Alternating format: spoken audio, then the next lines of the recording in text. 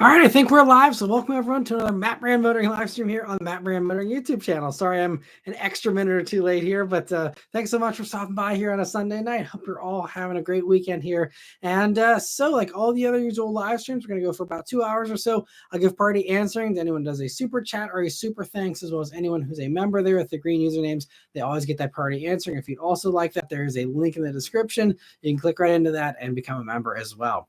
And so I see we have a bunch of people already stopping by here. Thanks so much, Brian, Harsha, Anthony, Grand, Jazz, Fishal, B. Mitchell, BT Aurora, and Cars, Fook, Danny, Raphael, and yeah, Luke and Kevin, Mr. 705, Nicholas, Jewel, thanks so much for stopping by, everyone. So we get right into the questions here. So Harsha says, or first Brian says good evening, and Harsha says, hello everyone. My spot of the week was a black Charger EV in the RT trim. First time seeing one on the streets. That's actually funny because I was gonna say that was one of my spots this week. I actually saw one last night.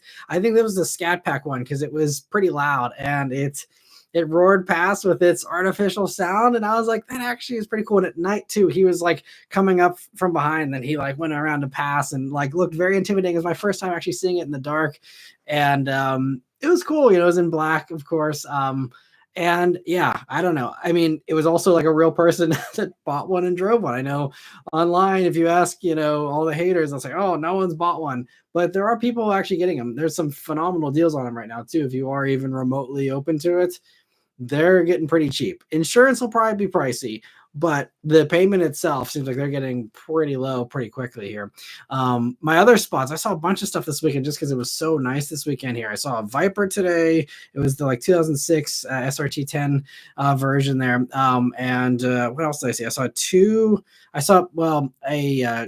saw an LP 570 Superleggera, the Gallardo variant, and then I also saw a Huracan Performante Superleggera or something, you know, that was driving by today. That was cool spots. And what was the other thing that I saw? I saw one or two other cool things. Man, I knew I was going to forget one or two of them because there's a bunch of cool stuff that I saw today. But yeah, anyway, it was a good day for car spotting. Hopefully you guys saw some cool stuff too. I see Anthony says lots of driving this weekend, saw an S2000 and about a dozen M3s on the throughway. Nice. That's a lot. Man, they must have had some kind of BMW club event or something. Very cool. Grand says, good evening, everyone. My car spots for the week are a Maverick Tremor and a Sublime Challenger Hellcat. Very nice. And let me see. So Vishal says, my spot this week was an old El Camino. Can't remember the last time I've seen one of those on the road. Nice. Yeah, I saw a few classics today too. I saw a 55 Chevy Nomad. It was like the baby blue and white combo, pristine condition. That was cool. I actually did see an El Camino drive by too. I was at a park area today with a bunch of cars driving by, so that was part of why I had a higher than usual spotting ratio this weekend. And Sean, thanks so much for being a member for 33 months now, and thanks so much for stopping by here. Almost at the 3-year mark. Thanks so much, Sean. He says, a few days ago, I was behind a Ferrari 588 Spider on a back road. He was driving the speed limit on the streets, going really slow in the curves. That's surprising. Yeah, it is. I don't know about you guys, but I feel like there's been more of an extreme. It's either like there's people that go like 5 under the speed limit, and then there's like people that are like going super fast, and there's like less in the happy medium range than there used to be.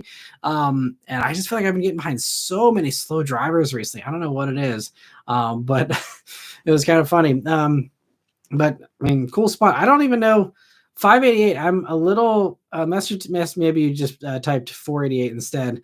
I don't know, but yeah. Anyway, awesome to see a Ferrari anytime. And Kraken, thanks so much for being a member for 3 years now. Thank you so much. I really appreciate 3 years of support, and glad you got the new badge there. And yeah, thanks so much for stopping by. Hope you had a great weekend here, and yeah, looking forward to hearing about your adventures this past week here. Hope you had some fun.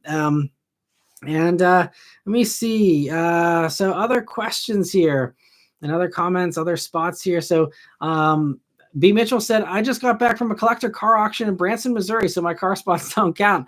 Nice. We said, okay, maybe the 64 Ford Thunderbird convertible riding on an open deck transporter in Iowa.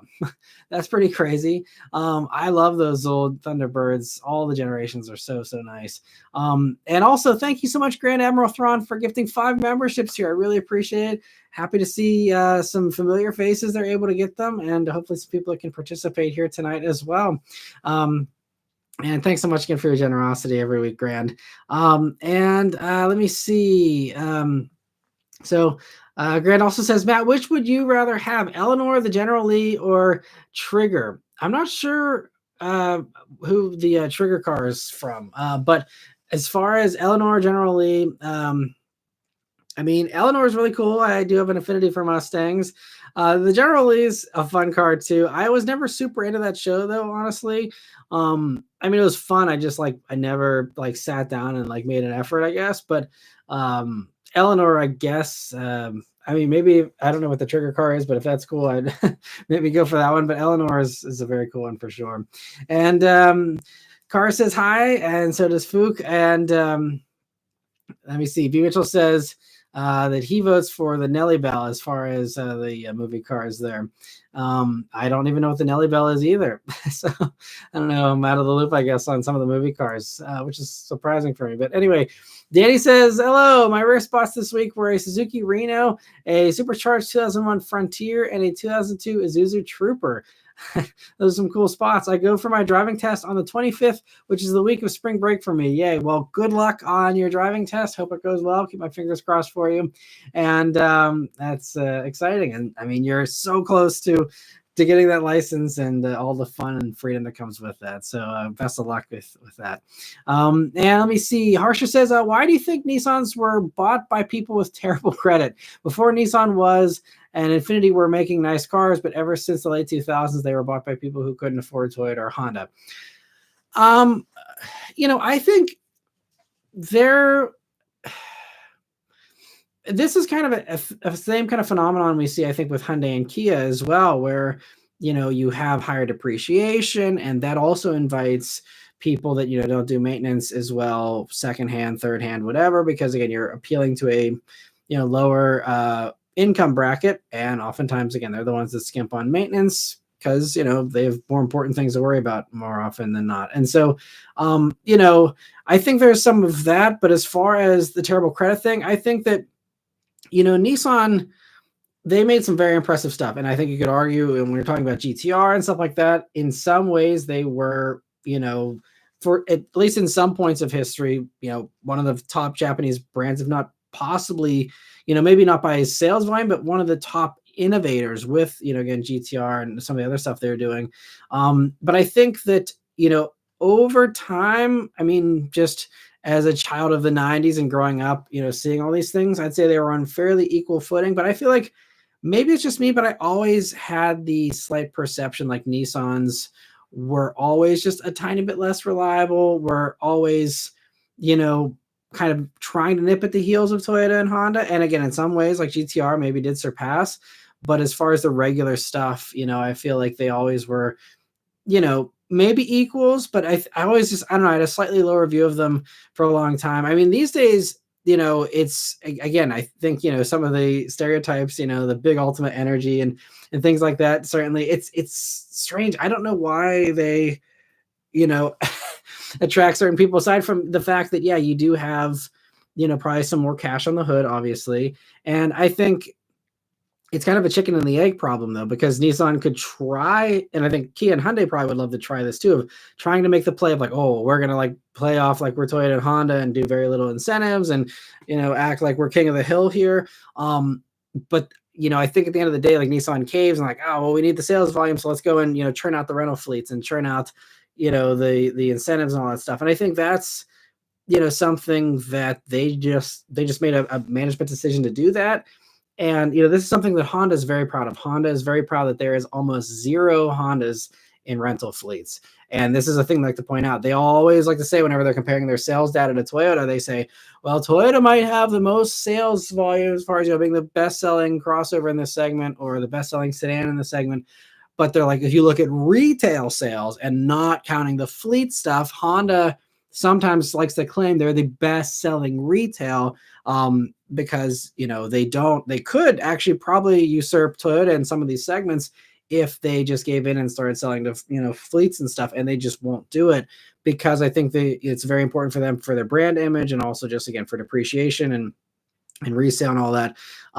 So that's a sacrifice that Honda's making. Honda is leaving sales on the table because they want to protect the brand. And I think Nissan, especially these days, just is not in that position. But I mean, we look at the long-term game here.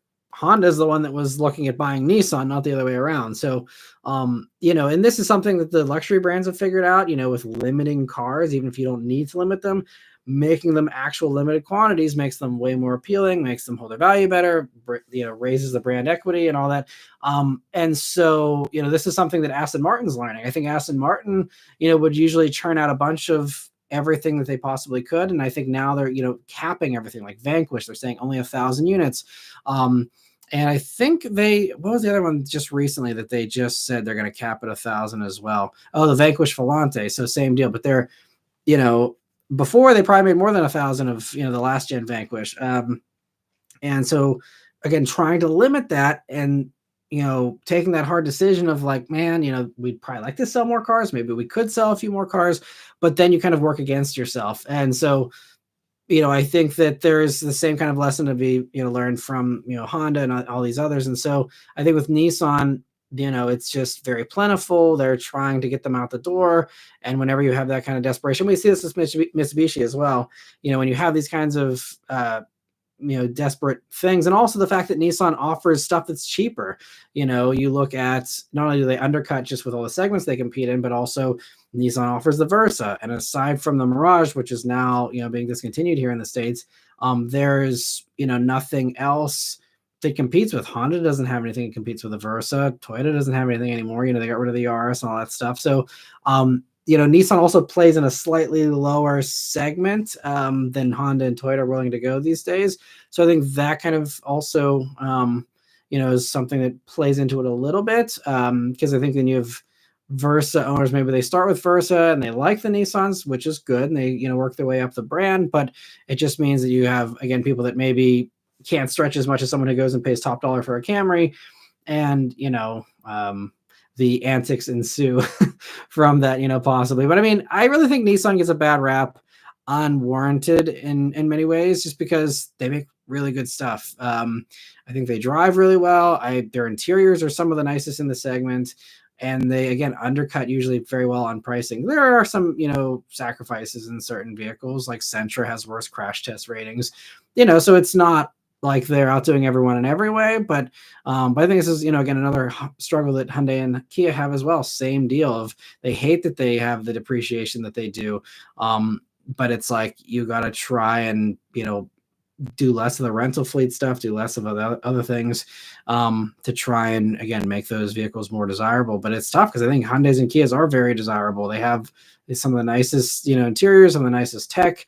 They innovate faster than everybody else. They're changing designs faster than everybody else, which in some ways may actually work against them with that depreciation. But, they're all trying to break out of that because no one wants to be seen as that, budget brand in most cases. But yeah, it's a very, very, I could go, for another 20 minutes about that dilemma for them. But it's a great observation, great point there, Harsha. But it's very interesting to think about. And Carr says, tons of spots between home and work. 3 Dodge Darts, a 9th gen Mitsubishi Lancer, 1st gen Subaru Forester, 1st gen Acura RSX, Suzuki Samurai, 2003 maybe, Chrysler 300M, 2nd gen Smart Fortwo, Scion TC. Nice, lots of good spots. I actually saw a couple of those in the past few weeks as well. I've seen a few smart cars around more often than I used to. Saw Scion TC actually this week too. And I saw, it wasn't a 300M, but I think I saw a Chrysler Concorde in the past week or two here. It was kind of like, wow, I don't see those very often anymore. But great spots there, cars. And Luke says the adaptive cruise in the Maverick is amazing. My only experience with adaptive cruise is an 18 RAV4 and my 20 TLX. So maybe I don't know what I'm talking about. No, I mean, they've definitely made some improvements, in the past 5 years or so here with a lot of these adaptive cruise systems. And Ford does a really good adaptive cruise for sure. And so I'm glad that you're enjoying it. But yeah, all those older systems definitely, we're, kind of first gen stuff, and yeah, definitely better, with the new stuff here. But I'm glad you're enjoying the Maverick still. And Dakar says, and a 2003 Ford Thunderbird, 2 Scion XBs, Mitsubishi Mirage, and an 86 Chevy El Camino, some classic trucks and cars with cool side graphics. Very nice, man. Yeah, it's so fun when the weather starts warming up. I'm not sure where you're at, cars, but here, it's like all the nice cars come out, and it's a lot more fun. Brightens up the day a little bit. And Mr. 705 says hi from Ontario, Canada. Hope you're doing well up there, and thanks for stopping by, and Kevin as well. And let me see. Jess says send an order from Harry's Razors to Matt. Yeah, just been a busy week here. Have not had time to shave, but hopefully here in the next day or two. Jess says he was in DC on business. And it was rainy and cold. Yeah, we had some rainy and cool days here in this past week, but thankfully the weekend really had a turn for the better here. And Carr says, I saw also a lowered 25 Maverick in Eruption Green. Nice. Maybe you saw a Lobo then, or maybe someone's just doing it on their own. That's cool. And Jules says, I saw a yellow Lotus Elan. It's tiny, makes the Miata seem big. Yeah, man, that's got to be a super rare car here if you're in the States. I don't know. I think I maybe have seen 1 or 2 Elans in like a British car show many, many years ago, but I've never seen one on the road, I don't think. And let me see here. So Kraken says he made it early today.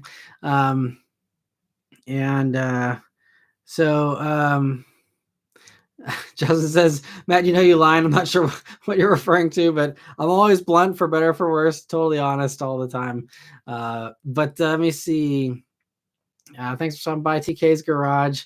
And Confirmation says, hello, Matt. Is your state of residence okay? Do we need to put your state in timeout? Y'all are in the news.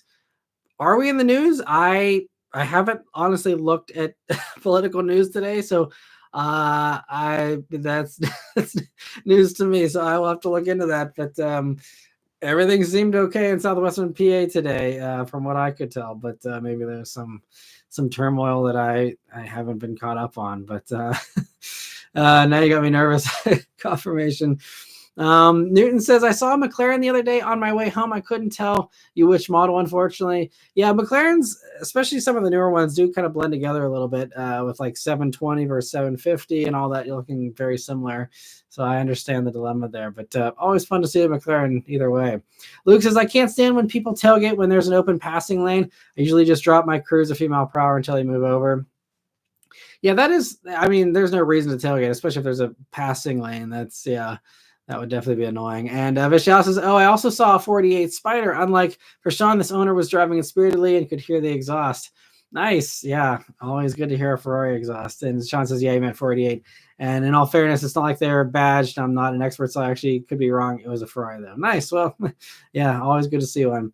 Grant says Smoking the Bandit is the car for the other one that we were mentioning earlier. Gotcha. Okay. Yeah, I don't think I've ever seen Smokey and the Bandit. I mean, obviously I know, Burt Reynolds and all that, but I've never actually sat down and watched it. So that's why I didn't know the car was named Trigger. Thanks for letting me know that. And Harsha says, I was driving around my local area and there was a tiny bike lane that can barely accommodate a bicycle. I ended up going around, but the biker almost hit my door as there's no space given to the cyclist. Yeah, that sounds like a bad recipe, something just accident waiting to happen. But yeah, cyclists, I have mixed feelings on cyclists. Obviously we got to protect them, we got to keep them safe, but around here there's very few bike lanes in the suburbs here, and man, like if it's rush hour, again, everyone's free to do whatever they want, but like I feel like you're really taking a chance, like going the amount of cyclists I see on like smack down in the middle of rush hour, like highest traffic point that's when they got to go out for their ride. Like, I get it, we're all busy, and maybe that's the only time that works for some of the cyclists. But it's like, this is really not good for you, and obviously it slows everyone else up. But that's beside the point. It's like, I'm worried about their safety, because it's like not a good move to be out there when there's zillions of cars that are anxious to get home from work and all that. But yeah. Cyclists. I always enjoyed all the Jeremy Clarkson rants about cyclists on Top Gear and stuff all the time. I always kind of related with his feelings on cyclists. No offense to cyclists out there. But B. Mitchell says your grandparents might remember Nellie Bell from the Jeep from Roy Rogers TV show. Okay, yeah, I would have never gotten that. But another one that now I'm filling in all my gaps on cars from cinema and TV. So thank you, V. Mitchell and Grand. Danny says, saw something weird on the New Jersey Turnpike on Friday. 2 car carriers, one with brand new refreshed Tesla Model Ys. I saw one of those yesterday too, which is a choice, but I'll leave it at that. And the other one had brand new Jeep Wagoneer S's on it. They were right behind each other. Man, well, that's impressive. And the Wagoneers, those are some rare beasts, because those are built in Mexico, and I don't know if they're actively still shipping them up or not, but yeah, that's impressive that you saw both of those, honestly, because both of those could be pretty much unicorns here, depending on how things end up playing out. But Marsha says another quick spot this week is the new gen Honda Passport. I actually saw one of those. Yeah, I saw one of those this week too. It's so funny, we're all seeing the same stuff. I saw my first Honda Passport, the new ones, and I haven't seen one. I wasn't on the media drive, haven't got one as a press car, I haven't seen any of them around. Even at the Honda dealer, I drove past the Honda dealer the other day looking to see if they had any there. Didn't have any there, but I was out in the middle of nowhere. Long kind of story, but the title work for the Fiat, I'm still dealing with. It's not that long of a story, so I'll just since I'm kind of caught up decently well on questions here.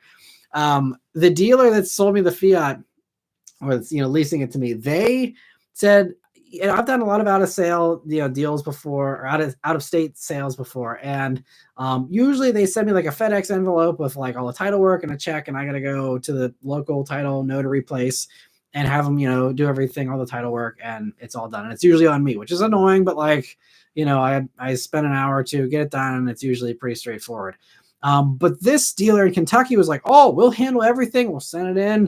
You don't have to do anything. Just wait for your plate to show up in the mail. And I'm like, okay, sounds good. We'll give this a try. And now, I bought, I started leasing that thing. It was, around, the end of February there or whatever. And all this time went by, and I was like, man, I guess it's just taking a while. I looked it up. It looks like, the DMV sometimes for this state of Pennsylvania takes a while to get stuff processed. I'm like, I guess it's just taking forever. Temp tag was good till like March or April 22nd. So, it's not a big deal, but I'm like, well, I wonder what's going on with this. And then finally this week, some random hole in the wall place 45 minutes away from me is like, are you ever going to like finish this title work? I'm like, what are you talking about? They're like, yeah, like we got this like FedEx like a month ago and we forgot to call you about it. But did they tell you to like come see us? And I'm like, no. And they're like, well, yeah, it's been sitting here for a month on my desk, and like we got to get this like sent in, the title sent to Stellantis and all that stuff.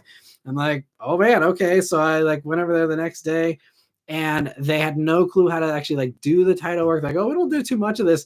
It was the most hole in the wall place, and I don't even know.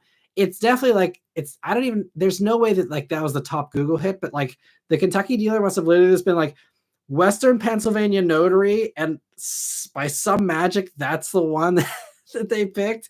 Didn't tell me they were doing that. And I thought it was going straight to like the state, and it was like, a DMV issue, but it was like just the same stuff that every other dealer has just FedExed me to take to my 10-minute away notary. And instead I go 45 minutes away to this random place that didn't know how to do it. They like gave me a plate and a temporary registration thing so I can go, and now I got to go get the thing inspected finally. But I'm still waiting. She's like, I'm still trying to figure out a few things. I got to call the Stellantis leasing office, and she's like, but here's your plate. Like, I'll get the rest figured out. I'm like, okay, whatever. She's like, 'cause I don't want you to come back. And she was nice, but I was just like, man, it is a pain getting stuff out of state. I still will do it because, the deals are the best. Sadly, all the dealers in PA are crap, but Man, it's a pain getting a car out of state, at least in my experience. So that was kind of funny. But while I was going 45 minutes away, that's when I saw the Honda Passport. And but yeah, funny stuff. But anyway, Vishal says, I remember my weird spot of the week, an old Kia Optima with some weird stripe / graphics thing going down the side of it. Nice. That is an interesting one there. Nathaniel says, hey, Matt, yes, can confirm my Chrysler 200 has full speed all the way to 0 adaptive cruise, and it's so hard on the brakes. Whereas my mom's 24 Escape drives more naturally. Oh, yeah, that's, again, yeah, so agreeing with the first-gen adaptive cruise systems. They're just, like everything else, they're figuring it out. They're, not having as good of sensing technology. That's one of the real big changes here over the past few years here is we've had wider fields of view. So they're better at responding to cyclists and pedestrians walking out in front. They're better at responding to traffic situations better. And yeah, great to see those enhancements there. And confirmation says people hate on the Ferrari Roma as it is the entry-level Ferrari, but I think it would be quite intriguing with a manual transmission. I agree. And actually, while we're on the topic of the Roma, I actually had someone, I don't know if I mentioned it to you guys or not already, that I have someone who saw the Vantage review and wants to have me review the Roma that they have, which I'll probably do because Vantage actually did slightly better reviews wise than I was expecting. It didn't do amazing, but certainly was worth it regardless, just because it's fun to have an Aston for a week. But same with the Ferrari, I'm like, might get fused, might not, but I'd like to drive a Roma. So I think sometime this year I'm going to try and make that happen. But I'm curious if you guys would be excited to see a Roma review. And Decepticon says, yo, Matt Maran in the house. Thanks for stopping by, Decepticon Stinger. And Theodore says, what car you drove scared you to death? As far as reviews goes, there have been a couple, but off the top of my head, I can't remember the instant story that popped into my head of the car that scared me to death. It was probably the scariest, one of the scariest drives I've ever done was whenever I was actually working at Harrison Auto Sales. I would sometimes run cars back and forth to the auction for them. And there was a Saab that I think he bought at the auction, because I don't think we brought it to the auction, but somehow I found myself, I don't even think it was his, it was maybe for one of the other dealer buddies that he had, I was driving it. Regardless, I found myself in a Saab, I think it was the 900, I don't think it was a turbo, but it was an old Saab manual that I was driving back, and it's like, I don't know, it's probably over an hour drive to go from the auction place to Harrison Auto Sales there. And this one Saab, it was, I don't know, it must have been a thermostat issue or something, but like whenever I would like start to like get caught in traffic with it, it would start to overheat, and I would have to like keep turning it off at like every red light, like trying to cool it down and trying to like keep it rolling at the lowest RPM possible just to try and keep it cool. And I don't know. I mean, I don't even think he ended up keeping the car. I don't know if they put it through the shop and then just ended up being, obviously not passing the litmus test or what. But that thing, it got to a point where like the needle was getting high and I was starting to see a little bit of, smoke and stuff. And I'm like, man, I don't want this thing to like burn down on my drive there. And I limped it finally back to the dealership there. But it was real nerve-wracking. Honestly, the Mini was another one, though, that, my Mini Cooper SDR56, I mean, that thing actually left me stranded with the thermostat going and that smoking, and me stranded in a super not nice neighborhood, about an eighth of a mile away from a strip club, in a rough part of town, with my hood up and my my Mini smoking there. So that was probably also one of the cars that actually did stress me out a lot. That's one of the reasons why I just had to get rid of that thing 6 months in. As much as I loved it, it was just, way too stressful. And once you have a car leave you stranded, at least in my opinion, with me being my paranoid self, I just lose all trust in the car. Especially if it's like always something new. Like with the Mini, it was like always something new. And it's like, if it's a known issue and you know how to work around it, that's one thing. But whenever it's like you think everything's rosy and you aren't anticipating anything or know about any issues to worry about, and then all of a sudden just like completely craps out on you, just that's usually when I say it's time to say goodbye to that car. But That's a fun question. Thanks for asking, Theodore. And Vishal says, in my area, there's a trail that is about 22 miles long. So a lot of cyclists go on the trail. Still do see cyclists every now and then, and it's always around rush hour, which is odd. Yeah, I mean, I guess, like everybody else, they're getting home from work and they need to go burn off steam, going for a ride, which I understand. But yeah, I just I really wish they'd wait for a non-peak traffic time to go out and get their kicks on their bike there. But Decepticon says, last week I saw a Daytona SB3. Wow, that is impressive. Silver with red accents, tailor-made. Man, I'm not sure where you live, but around here, I don't think anyone owns one of those things, but I would lose my crap if I saw one. I have seen one, but the only place I ever saw it was last year in Maranello at the Ferrari factory. Whenever we did our tour with the Shell thing that I did only on Instagram. That is, we saw all kinds of sick stuff in the factory. I mean, man, I so desperately wish I could have filmed and vlogged and stuff, but I mean, Ferrari is so locked down. I don't even know if I'm able to say that I was able to be getting a tour. So maybe I already broke the rules there, but we got to get a little bit of a tour around the area, and there's a Daytona SP3 brand new just rolling around. Also actually saw the camoed F80 before. Obviously it was in camo. We knew it was probably the new special hypercar. I saw that drive by, but oh man, the tailor-made 812 Compeziones literally rolling off of the line and stuff. As a Ferrari fan, I really wish I could have documented that for you guys. And you think I get giddy with acceleration and stuff. Being in the home of Ferrari was incredible. So that's awesome. You saw a Daytona SP3. Awesome. I think, in my opinion, you win the spot of the week for in my book there. That's awesome. And Harsha says, I saw a silver launch series Model Y. Looks like a Cybertruck. And the previous Model Y had a baby. I agree. It looks very weird, especially with the back end having so much empty space and the license plate in the back. Yeah. Yeah. And honestly, obviously in hindsight, they didn't know, but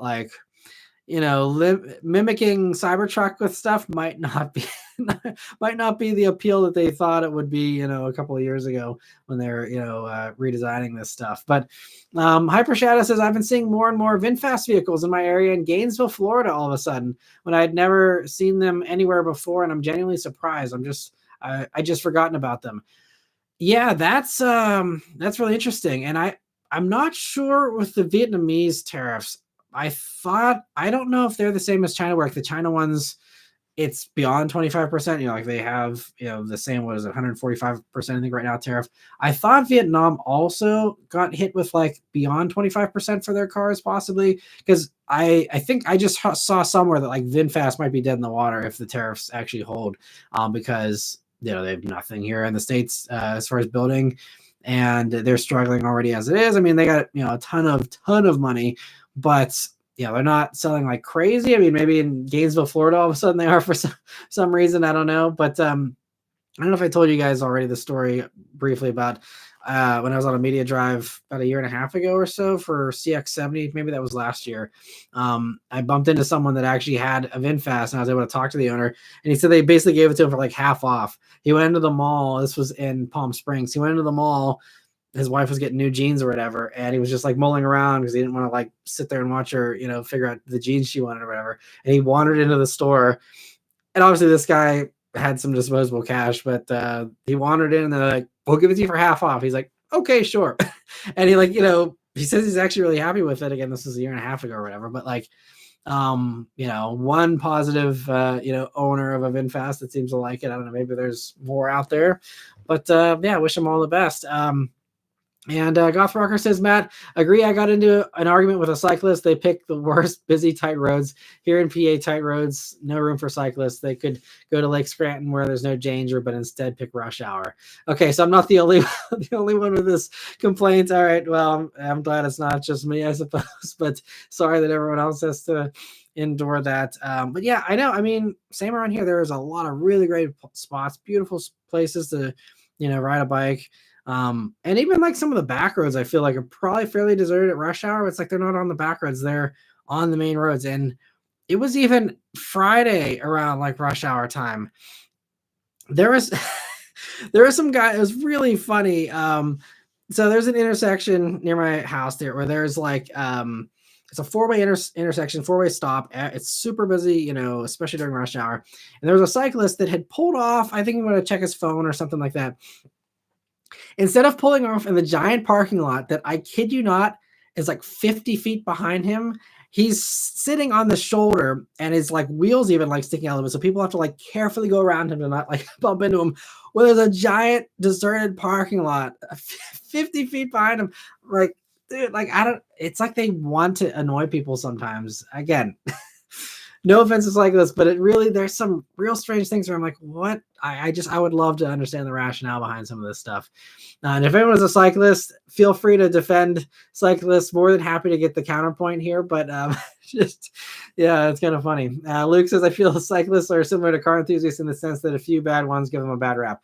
That's probably very true. I'm sure, again, all the ones that aren't, ruining rush hour are, peacefully riding out there, in a very courteous manner. And so you're probably right. We see the couple of questionable ones and all the other ones get no congratulations for their good choices of timing and location. So that's a good point. Thanks for bringing that up, Luke. Michelle says, have you seen the YouTube channel called Delivered? It's a service that helps negotiate car deals for people. Tommy, who owns the channel, also streams car negotiations on there. Interesting. That's fascinating. I had never heard of that. And that's cool to see someone who's out there, helping people with that. I know there are some people that, like Lease Hacker, there's people that pre-negotiate some of these lease deals that, you see that they do take a commission. But it seems like they work really hard for their money too, though, because it's like, car negotiations is not a fun thing to do.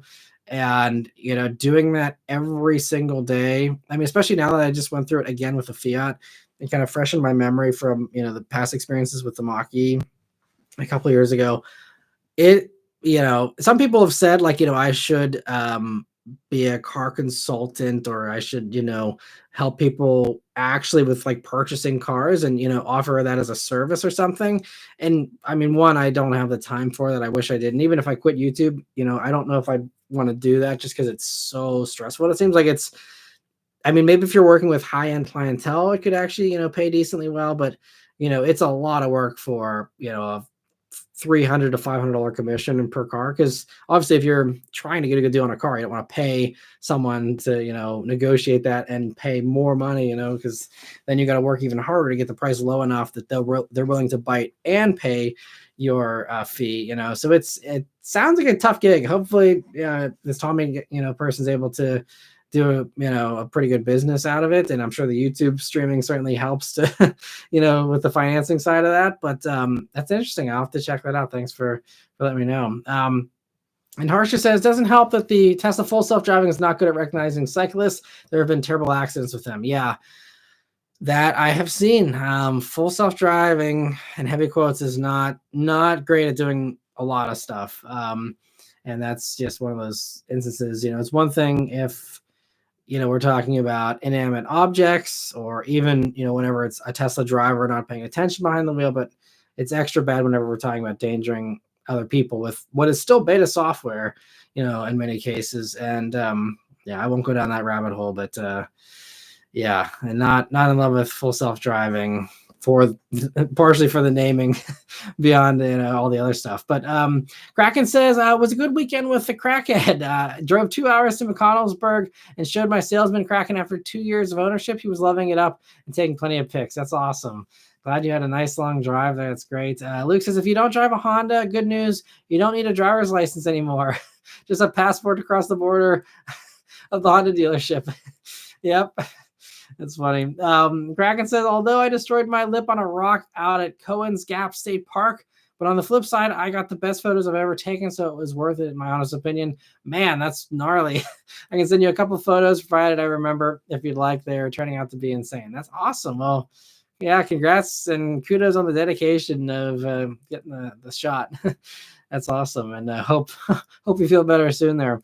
And Goth Walker says, went to the Honda dealer, saw the new Passport, nice but loaded, was 54 grand. Yet the Pilot Black Edition is 56. For 2 grand more, I'd go Pilot, more room, rides a little better. Interesting. Yeah, I'm curious to drive it and see how it is. I mean, I do like the interior better. You know, it's the big screen that the Pilot strangely doesn't have. I'm assuming Pilot will get that next year. But yeah, I mean, that's always been kind of the struggle with Passport and its justification is like, you know, there are some people, I mean, this is what Mazda said. This is why CX-70 exists, because there are people who apparently have some weird thing about like having a third row makes the vehicle less cool, even though you can drop it and pretend like the third row doesn't exist. Like Mazda physically removing the third row of the CX-90 and calling it a CX-70 instead. And people are like, oh, okay, now that's cool. It's like, what? Like, how? But I mean, they have the buyer data, and apparently, this is what dealers were telling them: is that people said, "Oh, well, CX-90 is a family car," and then all of a sudden, you know, magically remove the third row, and now it's not a family car anymore, and it's okay. And so, you know, maybe there's that same kind of buyer that, you know, Pilot's like, oh, I can't do that, but then the Passport, they're like, yeah, it's like that meme. You know, it's like that kind of thing. And it's like, okay, all right, you know, it's the same car underneath, but whatever. But yeah, I can understand, and I'll probably talk about that in my review whenever I review a Passport. I'm not sure, they haven't scheduled it for me yet, and I'm booked out now until the beginning of June. So sometime this summer, I'm guessing I'll review the Passport for anyone who's curious, but not on the schedule here yet. And confirmation says, what is the coolest car that was ever in your family, whether you saw it or they owned it before you were born? That's a good question. Probably, I mean, it comes down to, again, definition of coolest car, but to me, some of the coolest stuff, my grandfather he was really into Studebakers. And he really liked, he had a 56 regular Hawk was his first one, and then he went up to a 59 Silver Hawk. He never had the Golden Hawk, which was the top one, but he had the Silver Hawk, which I believe was also still supercharged. B. Mitchell's the expert in classic cars here, so if he's still hanging around, maybe he can correct me on any misinformation I'm spouting here. But I'm pretty sure it was the supercharged one. But he, you know, really loved his Studebakers there for a while, and strangely then went to like a Volkswagen Beetle, and then was really into Hondas later on, and then Subaru towards the end there. But that's probably the coolest stuff. My dad's grandfather also had a 57 Chevy, you know, back when they were new. There was like the copper and white combo, and my dad remembers, you know, riding around in the back of that, and you know, so those are probably some of the coolest stuff. Nothing super cool, honestly, in the family other than that. Yeah, I mean, my dad actually had an Escort. It was like an 84, I think, Escort with a manual. And him and my mom both drove that with a manual, and they both were really good at stick and loved it. And sadly, they didn't keep up with the manual thing as the years went on. That was actually the last manual car they had. I'm not sure. I think I've talked about why in the past, but I don't recall the reasoning for why they ended up going automatic. But 84 Escort was actually, you know, kind of a, obviously we're talking about the 80s, so the bar for cool was a lot lower than a lot of other, you know, decades for cars in many ways. But you know, a fun little thing, you know, to beat on with the manual and all that. That was before I was born as well, though. But it was probably cool. There's not a great history of like epic cars in my family or anything like that. But those are the few there. And fun question. Thanks for asking there. And Stud Muffin, thank you so much for a super chat. He says, what are your thoughts on the special edition Fiat 500s, like the Ferrari Abarth edition, less than 100 worldwide? Really cool. Yeah, there's, I think, was it called the 595 edition or something? But a really fun, you know, little collaboration. And yeah, I always thought that was kind of a fun idea. I didn't know there was less than 100 worldwide. Maybe I'm thinking of something else, because I didn't think the other ones were that rare. The 695 Tributo. Okay, thank you. That must be what I'm thinking about, or what he's thinking about. I think there's two different ones possibly. I don't know, but yeah. Anyway, thank you for the clarification, Sean. But thank you so much, Stud Muffin, for the super chat. Yeah, I always love the 500 Abarths. They're awesome. And B. Mitchell, also, while we're on the topic of recent stuff here, says Silverhawk was 56 only, and it was the middling Hawk with a small V8 and bench seat.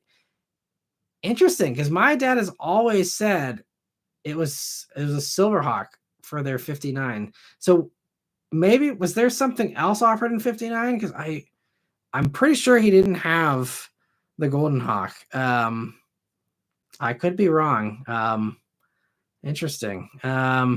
And now I'm gonna have to go back and ask my dad and talk to him about it again. I'll be seeing him tomorrow, so I'll get some clarification this week. I can follow up next week for anyone who's actually that interested in it. But thank you, B. Mitchell. That now you got me. I'm going to be questioning the stories that have been told for a long time. I always thought it was a Silverhawk, and I never questioned it. I also there's a picture too. Maybe I'll find the picture and send it to you, B. Mitchell, and you can properly figure it out maybe for me, because I always thought it was a Silverhawk. Interesting. But anyway, let me see here. So where were we with the other member questions here? We weren't too far behind here. Hyper Shadow says you worked at Harrison Auto Sales. That's why you review a lot of their cars. That's cool with you because of your history with each other. That's a cool tidbit of info to learn. Yeah. I guess maybe. So if there was the video, I thought I mentioned it in the video. I posted this, I think it was about a year or so ago, of how I used to be a car detailer. And that was my first, one of my first jobs, not the actual first. But one of my first jobs, and that's actually where I met the owner of Harrison Auto Sales. He was buying some of the trade-ins that they had at the BMW, Audi, Porsche dealer that I worked at. And so I've known the owner of Harrison Auto Sales.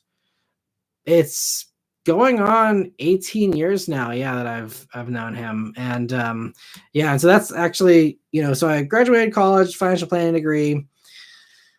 I wanted to stay in Pittsburgh, and that kind of limited my career prospects. And I also wasn't like a top student, so it was a little harder. It was also post-recession, so not a ton of finance jobs still. That was all recovering.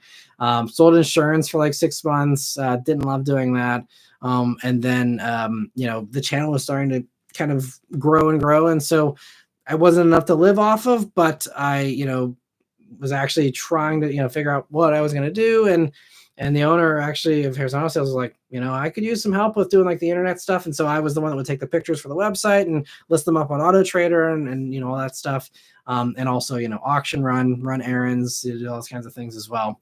And so did that part-time, and did that until 2015 when I went full-time. But I worked for him, I think about 2 years or so doing that. And it was great. I'm very thankful. We have a great relationship. He's also, it's been so nice because there was a gap there where I didn't review anything from him. I hadn't seen him in maybe 5 or more years because, I went full blown into the press cars, as we got into like 2018, 2019 here. And then, about, 2 years or so ago, hit him up, was like, hey, I'd love to get back into the used stuff. And, just he was completely open about, whatever you want still, it's totally up to you. He's always so nice about it. And very thankful for that partnership, especially again, if these tariffs stick around and I'm doing more used stuff. I mean, that could be really huge. If the new views on new stuff, starts to really drop because no one's able to afford or wants to buy any of that stuff.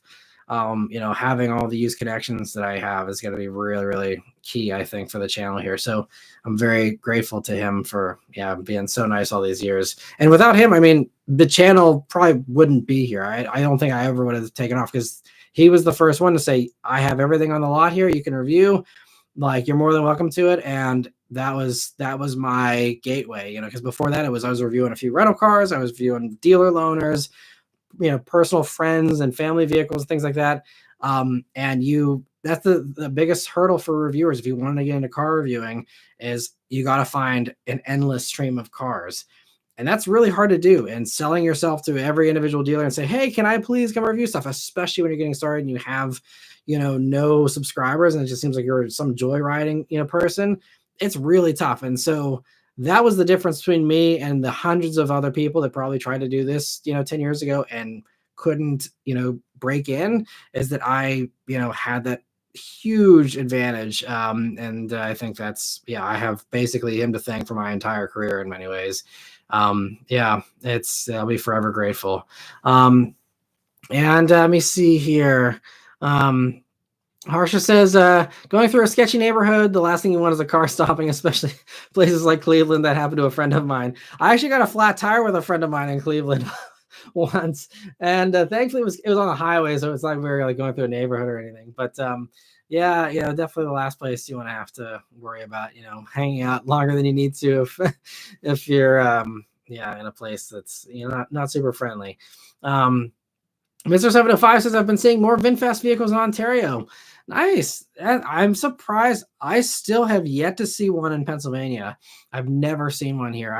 Every time I'm in California, I usually see a couple there from time to time, but never here. So that's interesting. They are spreading out. I need to do a follow up on them because I haven't heard much about VinFast in a while. I think they were still planning on bringing that little VF3 over. That's like an electric Suzuki Jimny they wanted to sell for like 20 grand. That would have been huge. So I don't know if they're still following through with that or what the deal is. I'm sure they don't know what the deal is anymore either with again tariffs and stuff, but hopefully they figure it out. And Patricia said she saw a Porsche 356 in silver just this morning and flipped my Miata around so quick to go take a closer look. That's awesome. Yeah, I don't blame you for that.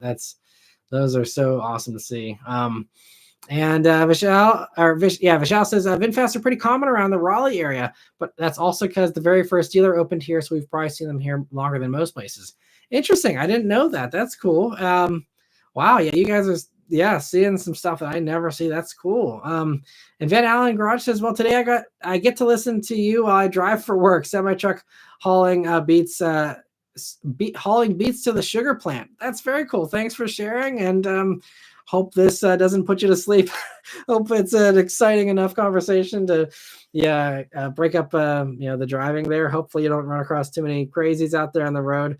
It still always amazes me the kind of people that cut off 18-wheelers and act like they have any kind of fighting chance going up against an 18-wheeler. The amount of just insane driving I see. It's like, why are you not giving these people a wider berth?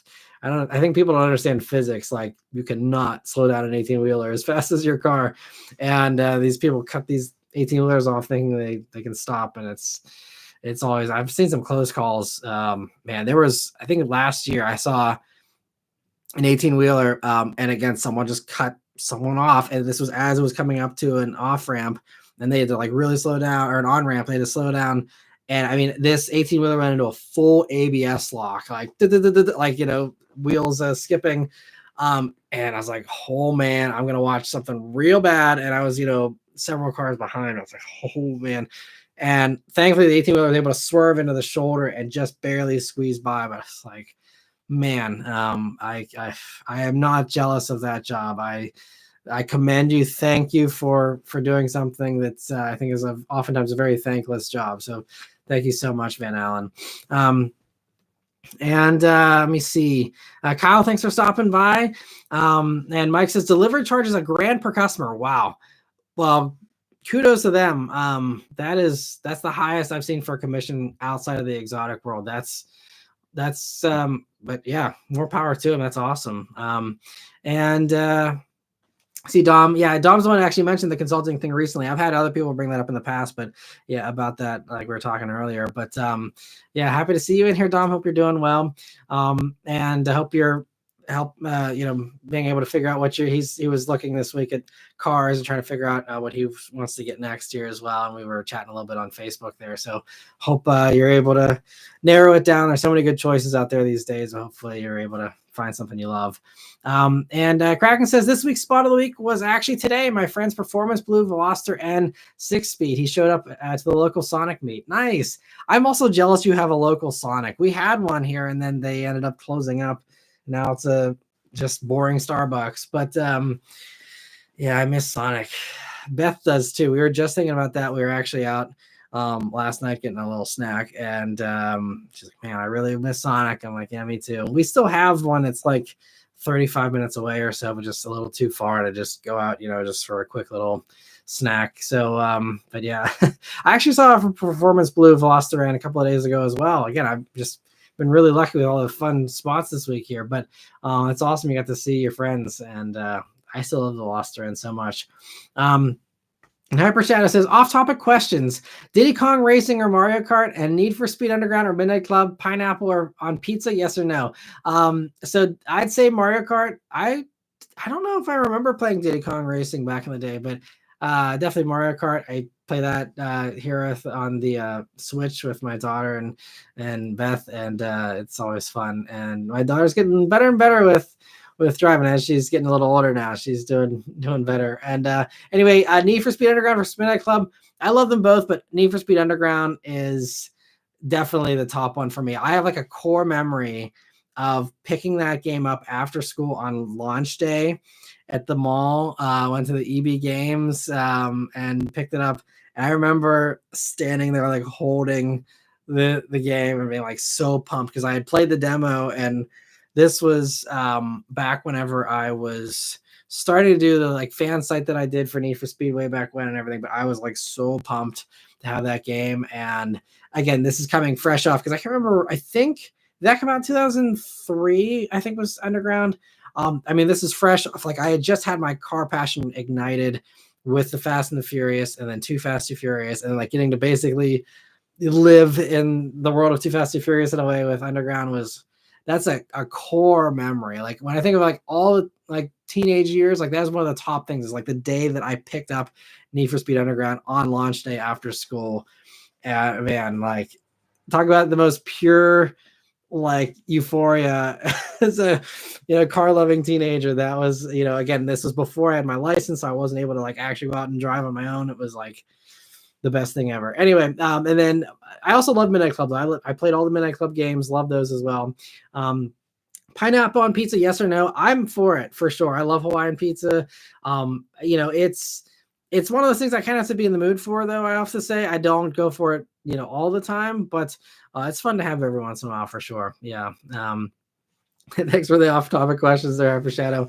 And Lee's Restoration Station says, my wife and I finally decided to get a new vehicle because we're concerned about the market, that will go to a low inventory, high price structure because of the tariffs, etc. But we couldn't. We went with used. Gotcha. Well, hopefully you at least got a good deal used there. And sorry about the new vehicle. I'm not sure, what hurdles you faced there. I'm sure there are some dealers already trying to get markups, and maybe some places are already experiencing some limited inventory, but I feel like most inventory should be good from what I saw.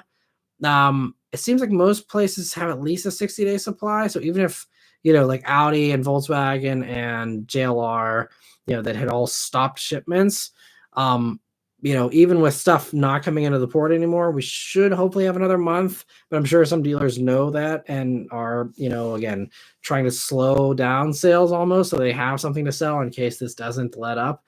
But hopefully you still got a good deal there. And either way, good job buying before, things get really crazy with pricing.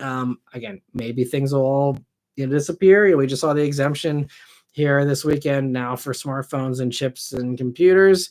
It's good to see for sure. But I'm very curious what's going on behind the scenes with all that stuff. But yeah, with cars, it's still in effect, and we'll see what happens. But like I've been telling everybody, yeah, if you need a car, you want a car, get it, before things get crazy, because we could very well, and I think actually we will see in some cases. It just depends on how bad. But I mean, the factories already, again, the cars have stopped flowing into the port. Some of these factories have already stopped in Mexico and Canada, and the suppliers in the U.S. for Stellantis, we just saw, they laid off 900 people temporarily in the U.S. that supplies the engines for those vehicles in Mexico and Canada. So we already have affected the supply chain. So regardless of even if things vanish tomorrow and every tariff goes away, we had a disruption, and that is going to cause a domino effect of disruptions. And we're going to have a gap in supply. Hopefully, again, we're only talking about a very limited amount of time here if things get sorted out. But if not, but this is already, at least for Stellantis and for, again, the stuff that's getting stopped at the port, we already have a stoppage in that. And that's the thing that a lot of people don't understand about supply chains is like, one, it's a domino effect, and two, like stuff is constantly coming in, and it's this ever flowing thing. And so, it takes time to fill out those gaps when you create those gaps. I thought we all learned this during COVID times with all the supply stuff, but apparently other people have not learned these lessons of you don't mess with supply chains because it can completely screw up other things. And so anyway, I won't go further into that tangent, but yeah, there's been some very interesting, kind of domino effects that are even unrelated where, another industry gets affected and then that screws up the car world or whatever. And there's all these various things that, again, people don't know and don't look into before some of these things, I think, are decided. But anyway, Trenton Carter, thanks for stopping by. Says greetings from Arizona. Kraken says it's rough. 13-week wait for my front lip. Man, well, I'm sure that's painful to not have the cool front lip there for a while, but that's crazy that it's such a long wait. I'm guessing, I guess it's high demand or something. But yeah, sorry to hear that, Kraken. Harsher says Midnight Club Los Angeles is really good. I finished the game and every car, every upgrade is free after you finish the game. Oh, that's fun. I didn't, maybe I never finished it all the way. I feel like I must have though. But I don't remember that. That's cool. I'd love to go back and revisit all those games someday. Um, and let me see. Vishal says, as far as the delivery guy says, his channel does pretty well. He's got a staff that work with clients on the cars they're looking for. The stream basically consists of him calling dealers, and you get to watch him negotiate with them live. That's very interesting. That's a great idea, and I'm sure very educational too for some people who, just don't know how to negotiate, don't know the lingo, the inside stuff. That's very helpful. That's cool. And Linda says, during the time of your parents, most folks drove manuals, automatic cars. Uh, because were more popular later. Yeah, there's certainly that as well. You've got better fuel economy with manuals back in the day. You had a cost savings for sure. And those things I think were part of why my parents also had the manual. I think that is probably one of the biggest reasons, more so than the fun. But my parents did say they actually really enjoyed it as well. So I think it was kind of a 2-for-1 there with just, it actually being fun for them too, and not just a penalty box kind of thing, but yeah, you're right, Linda, for sure. And Patricia says the Gucci Fiat 500 will always be goated. Yeah, I know. Beth made a joke too about the 500E, because they're doing the new, I think it's the Gucci version, right, of that. She's like, oh, you should have got that one. It's like I would not want that one personally, but yeah, that's funny. Shane says the Ferrari dealer edition was a run of 200. Interesting. Okay, so a little more than 100. And yeah, did we even get that one in the States? Because I think there was one that was like one of the last ones that was only for Europe, I think. B. Mitchell said, your grandpa would have been thankful that my buddy with the garage fire didn't have his 51 Studebaker Champion convertible his dad bought new in there. I'm sure. Yeah, I hope your buddy's garage fire, he's able to, I don't know, recover from that somehow. But it's got to be devastating. Digging out my Studebaker reference books now. I appreciate it, B. Mitchell. I do also on the shelf, I have one of those like encyclopedia things. It's like all American cars from like 1946 to 1975. So I should go look it up in there for myself too when I'm done here on the stream and satisfy my own curiosity. But if you figure it out beforehand, let me know. But Harsha says the cool vehicle my family owns is a 2003 Honda Zoom. It is a 2-stroke scooter that my dad got for my grandfather in 2002. 2-stroke engine and sounds amazing for a scooter. It's still running and going strong. That's awesome. That's so fun. I don't know if I've ever heard of the Zoom. That's cool. Wow, I'll have to look into that as well. And Stratus, thanks for stopping by. Kraken says, let's all give a huge thanks to Harrison Autos. Yeah, if anyone's in this, Pennsylvania, Western Pennsylvania area, and you're looking for a good used car, give them a buzz or check out their site. I always link their site, when I do the reviews. I appreciate the 100s there. But yeah, they're good people there. And there's some other used dealers around here where it's like, I've heard some stories about some stuff, but Harrison actually buys quality stuff. They have their own shop. They put it through and make sure everything's up to snuff and all that. And they do some good stuff there. And let me see.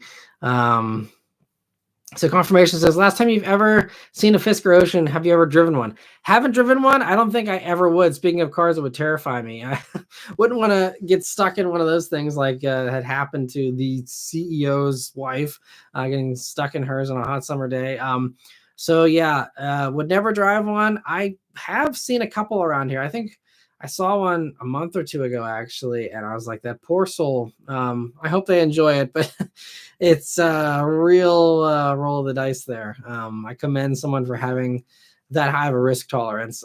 It's not me. And B. Mitchell says, oops, my bad. The Silver Hawk came back for 59 as the only Hawk for that year. Okay, so I wasn't misinformed. Powered by either the 169 flat 6 or the 259 V8, same as the Larkson 59. Gotcha. Okay.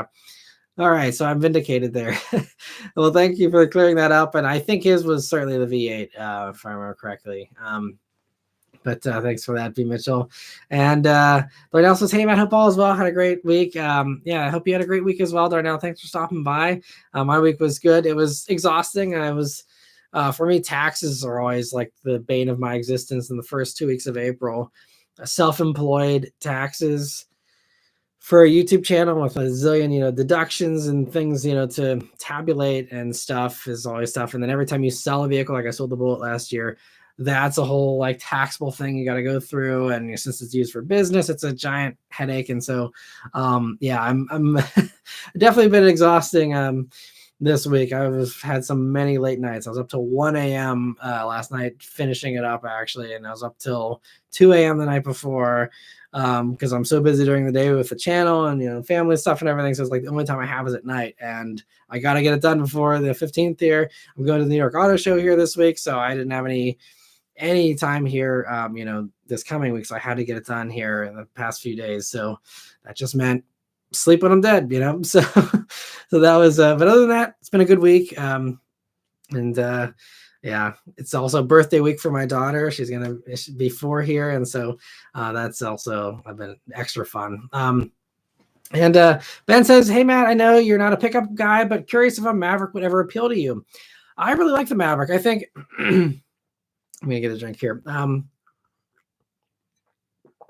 I think for me, if I needed a truck, I don't like large vehicles, as evidenced by the 500e being just my speed. I think if I were to get a truck, it probably would be either Maverick or Ridgeline. I love the Ridgeline because it's just so comfy and it feels like you're driving a pilot, because you kind of are in a lot of ways. Maverick is really good. I think with Maverick, it's just a little tight for me and my needs right now. Having my daughter in her car seat, which takes up a lot of space and all that. And the Maverick back seat isn't big. So, for me, I think I'd probably go Ridgeline if I needed a truck right now. Excuse me. But if I didn't have to worry about a back seat, Maverick for sure would be great. I love, the hybrid component and just, again, nice and small. So I do like the Mavericks a lot. And I'm actually going to have a Maverick press vehicle here this coming week. So I'm excited. It's going to be the hybrid all-wheel drive one, which is the new thing here for 25. So I'm excited to try out, one of those for myself. And actually, my first time in a hybrid Maverick, the only one I've ever reviewed was the, 2.5 turbo, which is fun in its own way, 250 horsepower. And that little thing is also really fun. But I'm excited to try out the hybrid. B. Mitchell says, I think maybe we're talking about something else. He says, so do they do the same shtick as in the Red River Valley near Fargo? If you misjudge the loader and spill, okay, we're talking about the other 18-wheeler driver there. That's a funny anecdote there, Mitchell. And Dylan says, Sonic is good, but I miss Whataburger from when I lived in Texas. Nice. I think actually, I don't know if they're here tonight, but Chad and Jordan, I think they said they worked at Whataburger. They can give you the inside scoop on the secrets of Whataburger, maybe. But I've had it a couple of times. It's been a long time. I actually had a friend like a week or two ago, strangely enough, ask me if I ever had Whataburger. And I'm like, I think I did a long time ago, but it's been a long time. I definitely need to try it again soon. Darnell says the music was A+ in the era of the Need for Speed games of Underground and stuff. I know. The music was great. Everything. It's all burned in my brain as like a permanent, I'll be, I don't know how long I'll live to, but I could be 100 years old and I feel like I would remember Riders on the Storm from, Underground 2 and all that. It's just like core memories. Good stuff. Anyway, let's see, everyone agrees there and the likes. Harsha says, what are your guys' thoughts on the Switch 2 controversies? My friend wanted to pick one up day one. However, the increased price was a deal breaker. What are everyone's thoughts on this? I don't like it. Harsha says 80 for digital and 90 for physical games is insane. Yeah, and I mean, I honestly haven't looked too closely into Switch 2. I don't think we're planning on getting it. But I know my brother-in-law is super into video games, and I think he's still going to go for it. I think we were talking about the price thing, and I think it's just going to come down to like, is it actually going to be a thing whenever? Because I think they go on sale, in June? So I don't know if that falls, if that's going to be exempted or how that all plays out. So we'll see. But as far as, I know a lot of people said like it's not that improved for, the extra money. And then, again, the more expensive games and stuff. maybe, it seems like a tough sell. The only thing I will say about games that, maybe it's an unpopular opinion, but like if you look back at history of how much video games for the game itself used to cost, and even the consoles, how much they used to cost, and you adjust those numbers for inflation, holy crap, is it expensive? Like you look, you look back at like what I mean, like the old commercials for like Super Nintendo. I think so. I'm completely just spitballing here, so I don't quote me on the numbers, but I think I saw a commercial. It was like Super Nintendo, like 4.99 or something in like 1992 or whatever that was. And it's like you'd convert that these days, and it's like, video games have not kept up with inflation as far as pricing goes. I mean, they were $60 for what, the past 10 or 15 years, while inflation was doing its thing for the past 10 or 15 years.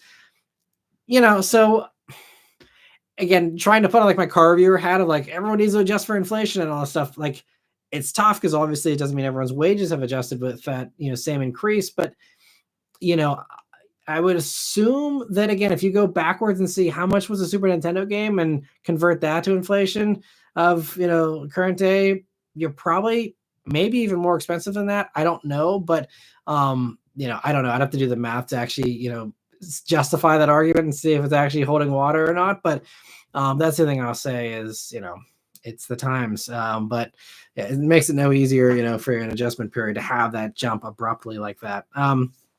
And Fook says, yeah, the car market is my concern right now. My car is running fine, knock on wood. But if it goes within the next few years, I don't think I can get into another one comfortably. Yes. And honestly, my concern that I think could be a real problem is car accidents for people. Because, if parts are expensive, stuff's going to get totaled out a lot more quickly. Because even if the car value increases, it's still, the parts are going to be also harder to get if, all these suppliers end up getting crippled by all this stuff. But then, parts just in general, because of inflation, are also going to get more expensive. And I know like everything will just increase by a large chunk anyway. So maybe it'll even out. But I'm just worried that like, yeah, people get their car totaled out. And then you can't replace it with an equivalent vehicle because a lot of people don't have their car insured with like new car replacement coverage. It's just like market value, but can you actually go out and get that same thing for that same money? I'm just worried a lot of people, especially those who don't have comprehensive coverage, can't just go and pick up another $500 car in the future, or can't just pick up something for that similar cash for these people, especially again, lower income people who just run through $5,000 cars every couple of years or whatever.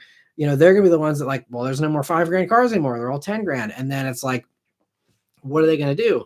And I think that's, these are the things that a lot of people that, maybe never experienced these kinds of hardships, never, thought about the impact it has, or maybe they have and they don't care. I don't know. But like a lot of these things, obviously the Elon Musks of the world are going to be just fine.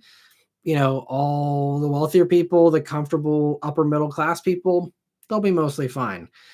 But, they don't understand what it's like to live paycheck to paycheck, or what it's like to, be praying your car starts, the next day when you need to go to work or whatever the case is. And those are the types of people, if they can't afford to fix their car, they can't afford to buy a new car anymore or a used car or anything. That's going to be the huge hit. And I mean, we're seeing this already. I mean, we've seen it in the past few years just with inflation of just cars are becoming more and more of a luxury item. And you're going to lose people, and you're going to have people drop off and just not be able to afford it. And even, just car ownership with insurance rates getting more expensive, even if you have a car, and even if no one does wreck into you and force you out of it. Just can you keep that car on the road legally with insurance if insurance all balloons because everyone's, again, totaling more expensive cars, having more expensive parts. This is where you lose people, is that lower end stuff. They're the unfortunately the weakest link in this that are going to drop out. And again, it's just a lot of people come from privilege and they genuinely don't understand that world or don't even give it any thought. And that's really the heartbreaking thing. And this is why, again, I have this passion. I want to do more used stuff here this year. It's fun to do the dream cars, and it's fun to do some new stuff as well, because there's obviously a lot of buyers for that. But I have a passion for helping those people. Obviously, I can't review every $5,000 car out there, but like I want to have something for everyone to give everyone good advice on cars, not just people that can spend 50 grand on a car. But this is why I did that 10 grand Acura TSX, a few weeks ago, which hilariously got more views than the F-type video that I posted here, this past week. And but that also shows me, like, as fun as it is to see me, laugh my head off in an F-type, there's less demand for that than there is for a good solid 10 grand car with that Acura TSX. And that shows me, like, that is really, if no one else is going to spotlight these cars and no one else is going to highlight this stuff, everyone else wants to flex with all the cool crap that they're reviewing and stuff. I don't care. I want to be in the 10 grand car and be in, frankly, the crap boxes that no one wants to sit in, but I want to review that to give people advice. Is it a good crap box or a bad crap box? I want to, help people avoid the unreliable cars so they don't end up in more, debt over trying to keep their car on the road, or whatever the case is, And so,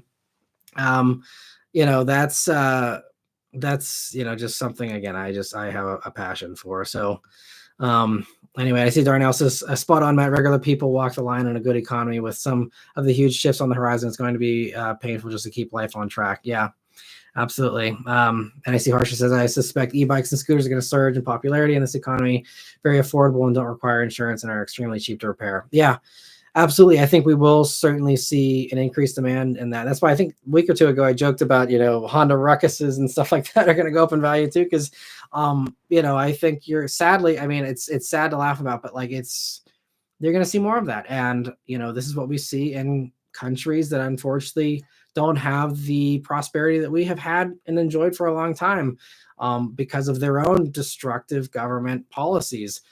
That's part of the reason why you have some of these places. I mean, there's other cultural reasons and other, geographical reasons and things like that for, bike ownership and scooters and all that stuff. So it's not just economics, but that plays into it, and I agree. I mean, obviously that's going to be something more for cities. You can't, be riding a scooter across Texas or something, but I think for especially the people that are more suburban, urban, you're going to see a lot more of that. And this is also why pedestrian safety is important, why bike lane safety is important, why, having these sensors on these cars and having, cars that are pedestrian friendly and, stuff that isn't a Cybertruck that can steamroll anything in its path. I think this is, it'd be nice to see some restrictions on, how tall grills can be and, all these other things, but we'll never get there, at least not in the next 4 years. But, it's going to be sad to see. And again, hopefully we're all overreacting and hopefully all this stuff vanishes tomorrow and, Trump wakes up and decides, or someone slides him a nice large check and things go back to normal. I don't know. I think that's probably what happened with the Apple thing, because Apple's got more money than God. So, I'm assuming there's something at play there, but anyway, moving on here. Kyle, thank you so much for giving 5 memberships. I really appreciate the generosity there, and happy to see, I think, some new names there able to get some memberships, and hopefully maybe even some people that might be in the live here that can also participate and join in here with us. Thank you so much, Kyle, for your generosity. I really appreciate it. And anyway, getting back to the member questions here. So we're doing a good job keeping up here tonight, though. Hopefully you guys are enjoying the less laggy remarks here to the comments than what we usually have here. Let me see. Kraken says, the Volvo S90 got axed thanks to these tariffs. Never knew about it until you said it in the weekly update, and I'm very involved with Volvo news. Sad, the S90 was such an underdog and such a nice car. Yeah, I really like the S90. I never did a full week with one, but I had a quick drive in one and really liked it.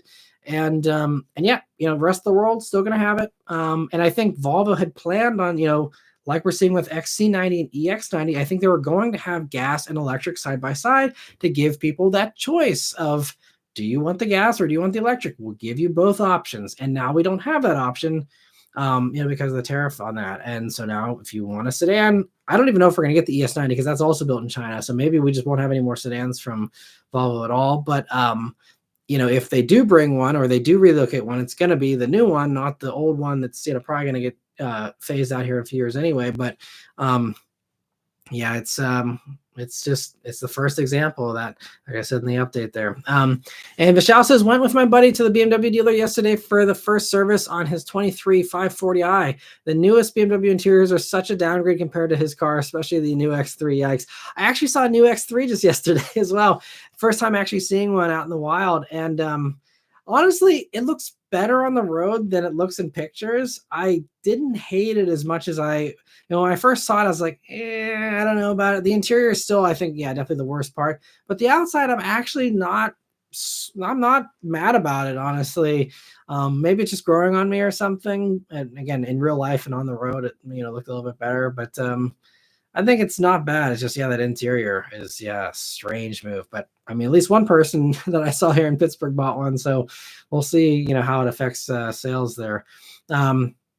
B. Mitchell said that'd be the standard catalog of American cars, 1946 to 75 from Crouch Publishing. I worked on the standard catalog of the light duty American trucks in 2000. Oh, that's cool. Awesome.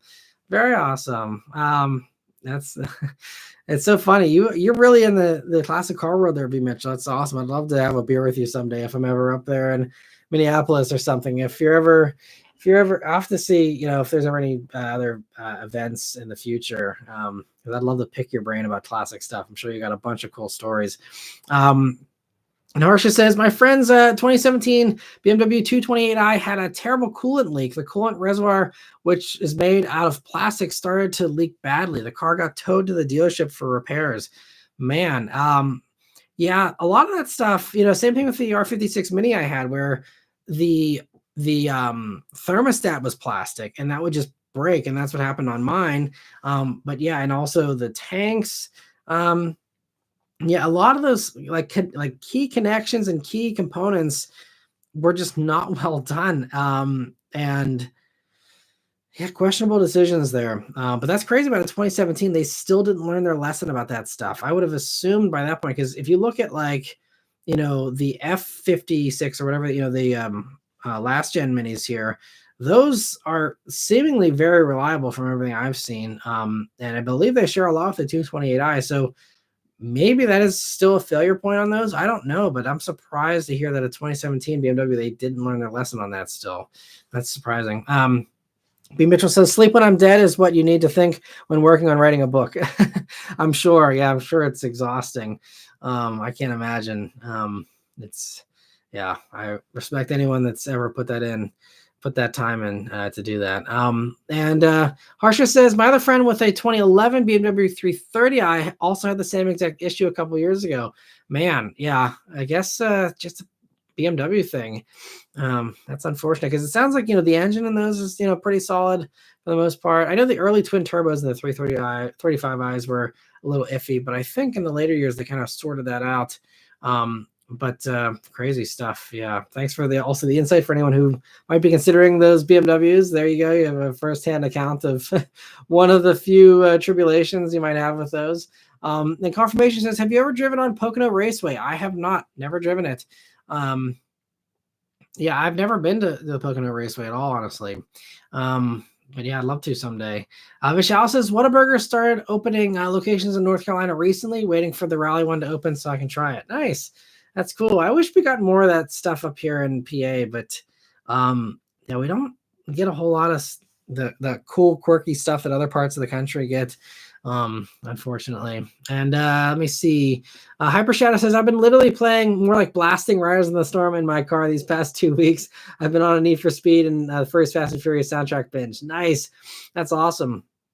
And Hyper Shadow, I don't know how much you're into the soundtracks, but I'm right there with you. I have the original OST instrumentals for the Fast and the Furious that I still have in my iPhones, iPod, music, Apple Music, iTunes thing that I somehow downloaded through one of those old-fashioned downloading sites that may or may not be 100% legal.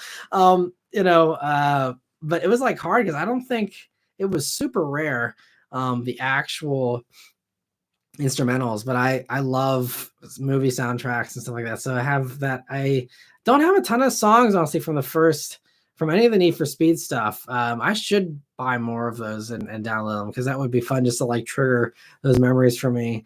But yeah, and I also, the Fast and Furious, there were some hard songs. Like there's, the instrumentals of the soundtrack, but then there's also like the actual songs that played in the movie, whether we're talking like background songs or we're talking, songs that are actually featured. But like even the songs that are playing in like the house party, and the Fast and Furious, like I've figured out those songs and like downloaded those. And so there's all those kinds of things. I was super into that a long time ago, and I downloaded all of them. I still kept them because it's just like fun. Like the song that Vin Diesel plays whenever he just is showing off his subs in his RX-7 when he first pulls up. I was like, what's the name of that, like that awesome, bass that he has going there? And I've, even figured that out, because a lot of that stuff back then, they didn't like say like these are all the songs. I think the soundtrack had a few of them. Then they also added in a few other ones from like the promos and stuff, but they didn't have all these other oddball songs. So I had to like piece together manually for myself. And I'm sure you've probably figured it out already as well. But Hyper Shadow, if you want to compare notes on all the songs and stuff, or you would like me to send you maybe a file you might be missing, let me know. Send me a message. We can bond over our passion for soundtracks for that stuff. So anyway, but thanks for sharing. And let me see. So Dylan says, I agree. I've had some silly offers for my bike, which is just a plain Jane Indian Scout. Well, that's, still, cool bike. So I don't blame people for offering something on that. And Car says, what are your top 3 classic car engines? Man, that's a good question. I'm going to sit and think about this one for a second.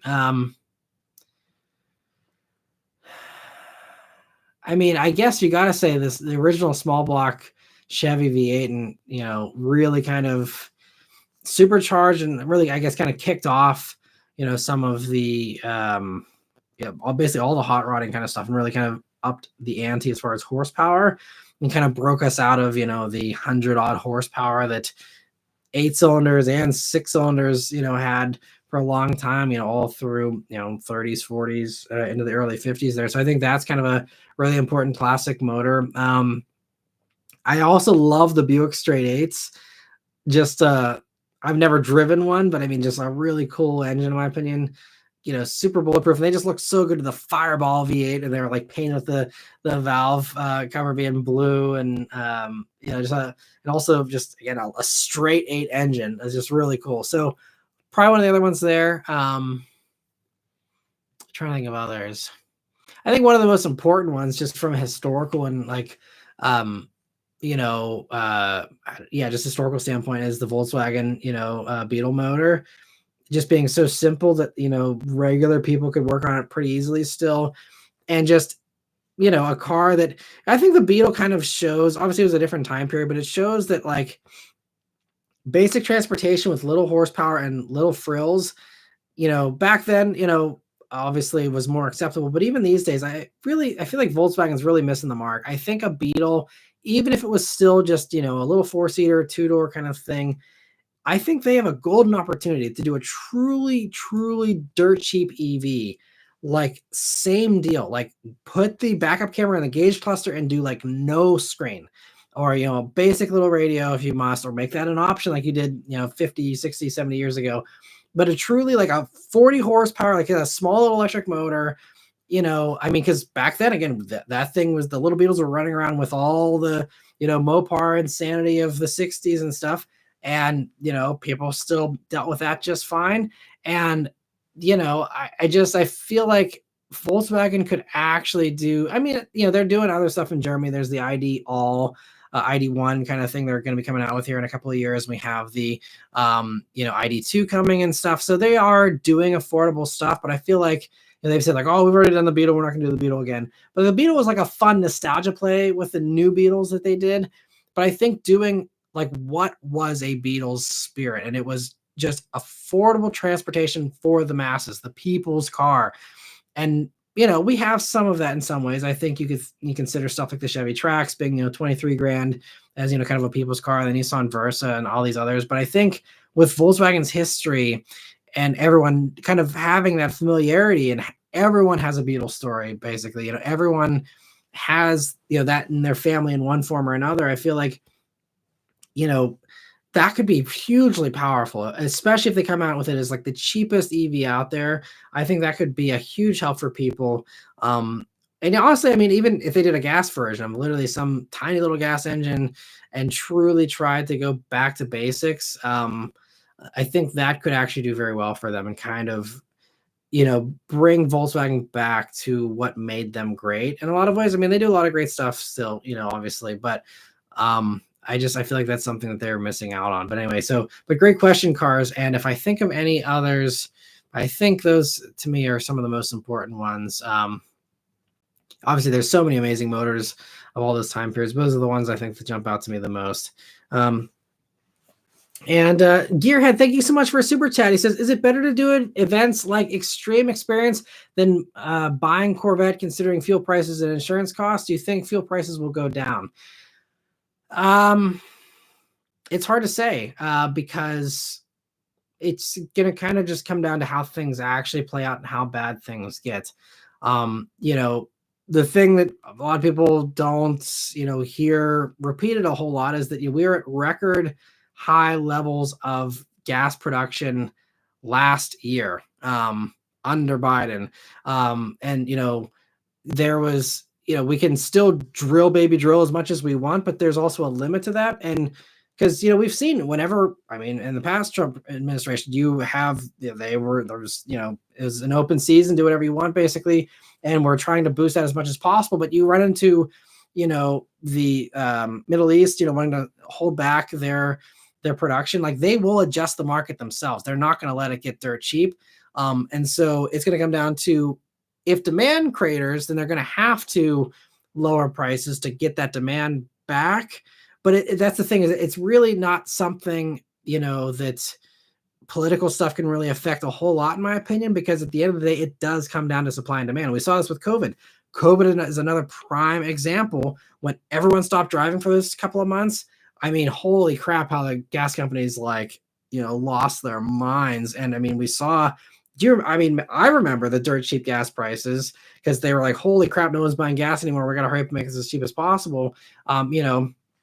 So if we get to a point where, less and less people are driving cars, it's going to be a more gradual thing. But if we get to a point where there's less car ownership eventually, then yes, you could see fuel prices, I think, come down just because of the demand falling. But I think that you're probably not going to see that a whole lot because, we're reversing all of these work from home things and forcing everyone to go into the office so they can do a video call still in the office instead. So these giant corporations can justify these stupid skyscrapers that they have no use for otherwise and that are worthless if they don't fill them with, people that are begrudgingly going into the office for no reason.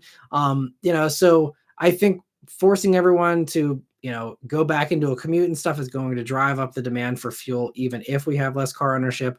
And I think that for that reason, if those policies continue to stay in effect, we will have gas prices, stay high because demand will be high. And so, I don't foresee gas getting any cheaper because, again, even if the administration does whatever they can to grease the wheels and make it cheaper, then again, everyone's just going to say, okay, well, we're not going to, fuel as much. And obviously we have our own gas production here in the States and we can, flood that in as much as we can. But also, do you think the American companies want to get paid pennies for their gas? No, so they're going to do the same thing. I mean, no one wants to, have things get to a certain low price point, so it's this all supply and demand and this whole tightrope walk that they always do. So but as far as your original question, if going to an Extreme Experience or something like that scratches the itch for you enough and that's good enough for you to so you don't feel the need to have a fun car, then by all means go for that. I think it just comes down to kind of driving you do and your preferences and all that. Personally, for me, the Extreme Experience stuff, I will admit I have not done Extreme Experience itself. I was actually, funny enough, talking to another friend today who just hadn't talked to in a while. He did an Extreme Experience thing and really enjoyed it. But I asked him, do they really hold your hand and hold you back? Because I did a thing in Vegas that was very similar during SEMA a few years back. It was actually it was a Shell promo thing, so I didn't pay for it. But I mean, I don't blame the instructors one bit because the amount of people that either just think they're, at some amusement park or something and don't use their brain when they're driving, or have no clue how to drive a fast car safely around a track or whatever. You get a lot of psychos, I'm sure, and you couldn't pay me to be passenger on these extreme experience things. There's not enough money in the world to put me in the car with people that are completely clueless about high performance driving. But a lot of those places do really restrict. Like they have a brake pedal on the passenger side. They are super, they slow you down super early for the apexes, and they really, every corner they're giving you a million warnings, and they're trying to like really hound you. And actually, this happened because this was, when I was at the Vegas thing, I was in a Huracan, and it was literally just like, it's like one lap. Like you don't even like know the track enough, so it's literally just like, that's the thing with all this like short term kind of things, is like you're probably not super familiar with the track, and even if you are, you're not familiar with the car, so you're just trying to like suss out the car, and by the time you get in, do the drive, and get out, like it's like it's this whirlwind of like, what happened? Can you fully enjoy it? And I guess if you pay a bunch of money and you do like extra laps, or you're there all day or something, maybe you can kind of get a better feel and actually like enjoy yourself a little more. But like my quick little like into a Huracan 5-minute lap and a half or whatever, and then back in, just honestly wasn't that fun. And so, but yeah, they also like, admittedly, they again, they have no clue who I am or anything. It was just some random instructor. And this was like, I think 2018, 2019, maybe. I had just come off of, I had just done the 2-day Cadillac V Performance Driving Academy. I just done Bondurant. So I would say I'm fairly familiar with driving around a track. So I was, braking a little later than they were probably used to for the random people who, don't know how to drive on track. And they were like hitting the brakes on me, and I'm like, okay, sorry. Like, and it's always about the communication, so you don't make them nervous. But I told them like, look, I know what I'm doing, which I'm sure they hear all the time. But it's like, let me know if I make you feel uncomfortable. But like, she's still like, she would not like let me brake when I need to brake. And so it ended up just being like a very like hands tied behind my back kind of experience. And so I didn't love it. If you have better experiences with extreme experience or these other things, and that scratches the itch, go for it. But for me, I'd rather have a fun car, even if it's a $5,000 fun car. I'd rather have that than spend $5,000 going to extreme experience, 10 times or however much it costs. I'd rather just have the fun car because you can drive it anytime you feel like it. You can have fun on your own roads, on your own areas, whenever you want. Obviously, it's no supercar or something, but it's yours, and that freedom to have that fun whenever you want to have that fun on your own terms, again, within reason, obviously with laws and stuff. But I think that's, the way to go about it. If you miss the track thing, or you want to have an ability to push a car, safely, not on the streets, you can go to autocross. Those are usually very inexpensive, and kind of, play with your car at a limit in a way, in a very safe manner, and still have, I think, a similar kind of adrenaline rush. So I would go for the car ownership and, stick to a tight budget as far as the events you do. But yeah, anyone else who has an experience with extreme experience or any of these others, feel free to chime in. I'm curious to hear everyone else's, thoughts on that whole thing. But it's always been kind of a mixed thing as far as what I've heard from others. And thank you so much, Garrett, for the super chat. Let me know if you have any follow-up questions as well. I'll be more than happy to answer there. But let me see here. See, Goth Rocker says, why did Volvo kill the S60? They were made in America. I thought they were neat looking, nice interior, test drove one, rides nice. The S60, I considered it, but worried about Volvo reliability. S60, I think that one they kind of just killed off because, one, even before tariffs, I think that was a more valuable factory, and the S60 didn't sell super well. And I think it just wasn't a top priority for them. So they would rather have built all the other stuff that did sell better, and you just build it in there instead. That didn't stop them. They could have relocated S60 production, back to, Sweden or somewhere else to, build them. They didn't. I don't know why they killed it off as soon as they did, honestly, because we see the other stuff that continues on here. But I think for sure, I mean, it's kind of a moot point because absolutely, if S60 was built today and had made it this far, they absolutely would have killed it off to make room for that factory. I think again, I'm pretty certain. I mean, I don't know anything, but I'm almost certain Polestar 3 is going to get pushed off to some other country. We might not get that here pretty soon because, all these companies, again, like Volvo, especially with, that's like their one factory in South Carolina there. Like every high volume thing is going to be built there. I'm sure they're going to move XC60 there. I think XC60 is already there. I think XC90 might not be. I don't know, but XC90, XC60, they're going to boost the production of those as much as possible there and forget about everything else. And you're going to see every other company do the same thing of like, what factories do we have? Because they can't build it fast enough to appease Trump. They're not. These factories are going to be going up, too late to actually benefit from the tariff stuff. So it doesn't make sense to build a factory. So it's a matter of, we have our factories we have right now. How can we optimize them? And you're going to see everyone say, what are our top selling models in the United States? Those are going to be the ones that we're going to retool the factory to build in the States. It's going to come at the expense of everything else that's currently in those factories that's going to get shipped off somewhere else, possibly leave the market, maybe not. But that's what you're going to see. Every single company is going to do that. We just saw even, GM doing that this past week where, the factory, they have a few factories that build Silverados, and some of those factories build Silverados in Canada or Mexico. They ship cars into the States, but now it's like, we're only building Silverados for America in America, and they're having to optimize so the Canadian ones, are only built in Canada and, all this other stuff. And you would think that would have made sense in the past, but clearly the numbers and the accountants have shown that like it made sense to do things the way they were doing them. Otherwise they would have changed them a long time ago. And so, but having to now, shift that around, that's what you're going to see is, a lot more of that. It's going to be, the most that most of these companies can do, I think. And Rick Klinger, thank you so much for a generous super chat. He says, hi, Matt. I recently joined as a member. I thank you so much for joining. I really appreciate that, Rick. He says, "Two got me excited for your channel because he plays your weekly update in our workplace every Friday and tells me about the comrade with members and jokes on Discord." I appreciate that. And that's awesome that Two is spreading the channel to others. I really appreciate that. That's a thing too. I don't think he's in here tonight, but I really appreciate Two's support. I appreciate your support as well. And I really appreciate that word of mouth.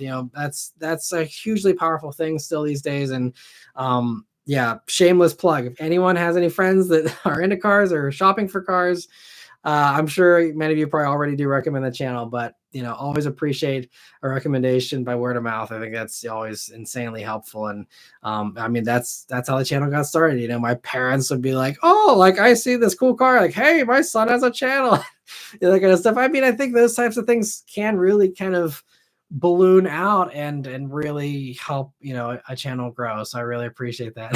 TFI says Rick or says Two's recruiting more basement dwellers. That's all it is. Yeah, Two just wants to have company in the basement, because that's a running joke, is that Two is, I think he often says, chained to the radiator in the basement here, along with the old Super Dirks fan that I apparently have replaced. I kind of have an Avril Lavigne situation going on here, I think, with me and the old Super Dirks fan.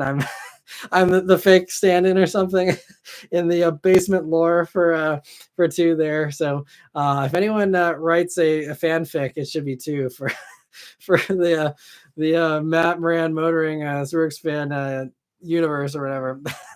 But that's awesome. Thanks so much, though, Rick, for your support. I really appreciate it, and hope you enjoy the Discord and enjoy being a member here. Let me know if you have any requests, any questions, anything. Always happy to be an assistance or entertainment, whatever. But yeah, thanks so much again, Rick. And let me see here. Where were we here? So Shane says, one of the biggest questionable engineering decisions I've personally dealt with was an early 2000s BMW 3 Series with the split fuel tank over the drive shaft. I remember seeing those actually up on the lifts and stuff when I used to work at the BMW dealer. But that doesn't seem like a great idea. I don't know. There's all those kinds of fun things where they got really, I think too, what's the word? Too maybe overconfident. I mean, just too creative, maybe in some ways. It's funny. Harsher says, my dad had a 91 Toyota Camry LE. Love the boxy looks of these 80s and early 90s cars. Basic styling that's functional and more interesting than the curvy blobs of today. I agree. And I think we're seeing a lot of boxy stuff come back because whether it's nostalgia or people just always liking that in general, I think, you're going to probably see more of that in the future because it seems like, again, that's the way, especially with SUVs, everyone wants things to go. So I think we're going to see more and more of that. And Hyper Shadow says, I'm super into the Fast and Furious and the game soundtracks, the OSTs also. I'm right there with you, Matt. That's awesome. I'm glad I'm not alone. I feel like sometimes people probably think I'm bizarre for liking movie soundtracks and stuff that much, but I'm glad I'm not alone. Thank you for sharing, Hyper Shadow. Justin says, hey Matt, I just tuning in, but my very first CD I got as a kid was actually the Fast and Furious soundtrack. That's awesome. All right, so another one. I'm glad we have a little support group of Fast and Furious soundtrack fans. That's awesome. That's cool. And yeah, I remember there was one that I had like, it had like Crawling in the Dark by Hoobastank and all this other stuff that wasn't actually in the movie, but I think was in the trailer. And they like, I feel like they picked songs that were like inspired by Fast and Furious. Maybe that was another CD. I don't know. Maybe someone can chime in, Justin or Hyper or someone else. But there was like that one. I was like, I don't want that one because those songs aren't actually in the movie. I want the stuff from the actual movie. And the actual CDs they put out didn't have all that stuff, which is why I kind of had to piece it together and just make like a playlist on my iPod of here is, the actual songs in the order that they are heard in the movie because I'm again weird like that. And yeah, it's still a playlist that I occasionally will revisit from time to time. And let me see. Hyper Shadow says, I literally have playlists, plural, of the OSTs on YouTube. I hear music and backgrounds of movies and figure them out and play them when driving. Man, right. I thought all this time I was one of the only people in the world that was like that. So this is very cathartic for me. So thank you for sharing, Hyper Shadow. And Patrick says, do you have any big plans with the channel coming up or keeping your same format? So kind of like I mentioned towards the end of last year and the end of the year wrap up, and I've mentioned the live streams here as well a little bit from time to time, especially with tariffs, I really want to do more used stuff. And it'll be interesting to see. I'm very curious to see how the car companies play things as far as press cars and media drives. Because I don't want to, I don't know if I'm at liberty to say just yet, but there are events happening for new cars that are cars that companies have paused, some of these companies that have paused shipments altogether. And it's like, you've paused shipments. Why are we doing a program for this car? Why are you even having press vehicles? Like, why promote the car at all? I mean, I guess maybe for Europe and we just do reviews for Europeans here in America now. I don't know, but like, it's kind of baffling to me. I'm seeing cars that people are reviewing. I'm like, can't buy that anymore, or this is going to be held at the port if you actually want one of these, or whatever the case is. And I really wonder about how that's going to go. So I think, for me, I've always had a passion for the used stuff. That's how I started. I want to get back to that more and more. And just how far I go with that will come down to just how far, things get as far as tariffs and all these other things. But I mentioned this thing even a couple of weeks ago. I am even contemplating stopping all brand new car reviews and doing exclusively used if we truly get to a point where everything is 25% more expensive in the car world. It's just gonna be a waste of time, in my opinion, to review new cars. I mean, it's great to, film stuff for, the top 1% or whatever, but like, that doesn't, all these car review channels, we live off of car shoppers. When car sales are strong, channels are usually strong. When car sales are weak, views are usually weak. And I'm seeing this right now, January and February were pretty good, with everyone thinking either first that the economy was going to be great, and then the panic buying of everyone saying, oh no, there's going to be tariffs. I need to hurry up and cut back on this, and hurry up and get a car beforehand. Also, if you hear any crackling, that's Beth is busy in the other room wrapping presents for our daughter's birthday. But so it's not any audio issues. We've had audio issues in the past. Just before I get any comments about that, it's not that. But so anyway, I think, again, it's just going to come down to how current events goes as far as whether or not I go super far into that stuff. But other than that, the other things I want to do this year, I want to do more junkyard walks. I'm actively in discussions with Pull Apart to try to do more of that. So that's something that hopefully I'll do. I'm trying to figure out It'd be nice for it to be sponsored. We're gonna see if we can do some sponsored stuff. But I don't even care about the sponsor thing anymore. That'd be nice, but I really just want to do more of those. I think that's also gonna be a really good thing to do if people aren't buying cars anymore. Is hey, let's see what's in the junkyard. That'll also be helpful for people that maybe are trying to keep their cars running on a budget. Being like, hey, look, these are the kind of parts that are out there. These are the kind of cars that are showing up in junkyards. And maybe people who didn't think they should check out a junkyard because their car is too new or whatever might be like, hey, look, I can get some, late model kind of parts in the junkyard here and stuff like that. So, those are some of the things. But honestly, like, yeah, it's going to be an interesting year because again, views have dropped a good bit here in the past few weeks, and it's not great because again, I'm not doing great as far as the channel in general, and I can't endure too much more dropping views wise. So I'm gonna have to be very quick with changing up formats, like very, very quick if things start to really go sideways as far as car sales and stuff. So again, that's why I'm really working hard to quickly get the junkyard stuff going. And also, I haven't rolled out the idea of just doing more car lifestyle stuff. Like I'm still not gonna be like going to car meets or vlogging or anything like that, but just doing more topical stuff, and just more like rant videos, things like that. If people aren't buying anymore, then it's just gonna be me, becoming more of a personality. Okay, now it's saying my connection is unstable, so I think it's reconnecting. Hopefully we didn't lose people for too long. If we dropped out, I apologize. YouTube just told me that the connection was unstable. Maybe it worked out okay. I don't know. But anyway, so those are the main plans for the channel. I always have a bunch of other ideas on the back burner of things I'd like to try someday. But those are the things for the most part that I'm working on. It's saying unstable again here. So hopefully we're working okay. So all right.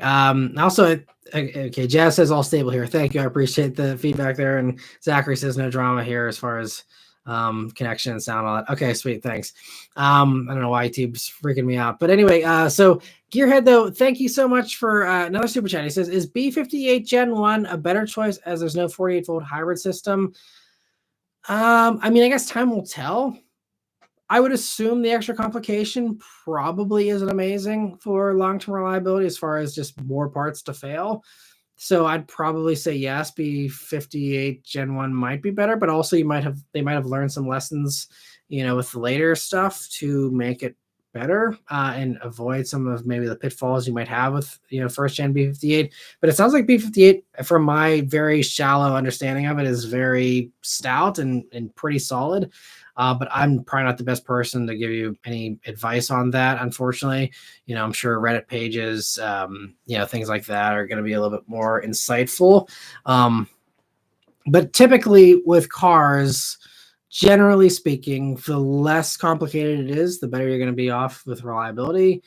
Obviously, there's exceptions to that, but this is why, if I'm looking for a car that I want to run, for hundreds and hundreds of thousands of miles and, decades, I would want something that is naturally aspirated. I don't mind hybrids. Toyota's been doing Priuses for 30 years now or whatever, almost 25 years.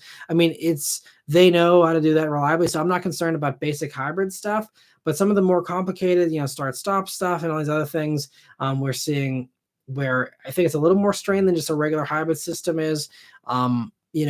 Those are the things that make me a little nervous possibly, but I think, if I were buying a car that I want to have last forever, naturally aspirated is still the best. Turbos, again, have been proven in many cases to be very reliable, but it's just another thing, that it could fail, and so that's why you see, I think the really good thing with the Toyota hybrids, the Honda hybrids, and many others is, naturally aspirated engine behind it, but you have the electrification, so it doesn't feel slow.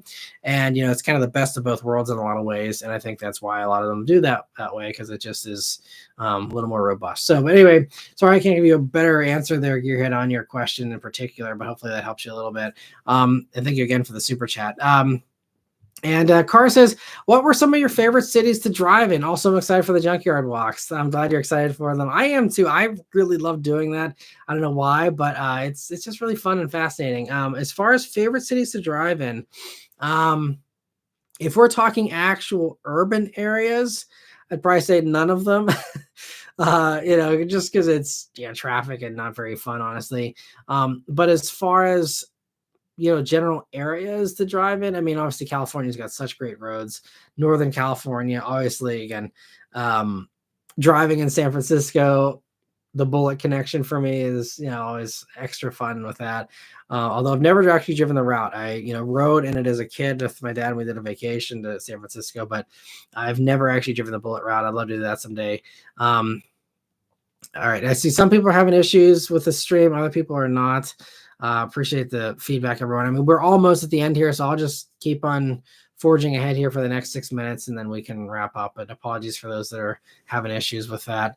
I'm not sure if it's my internet or if it's YouTube or what, but so let me see. But yeah, as far as California is always one of the highlights. I'm trying to think of other places I really enjoy. There are some really cool, back roads and stuff. I mean, like, honestly, in college, there were so many great back roads in Blacksburg, Virginia, since I went to Virginia Tech.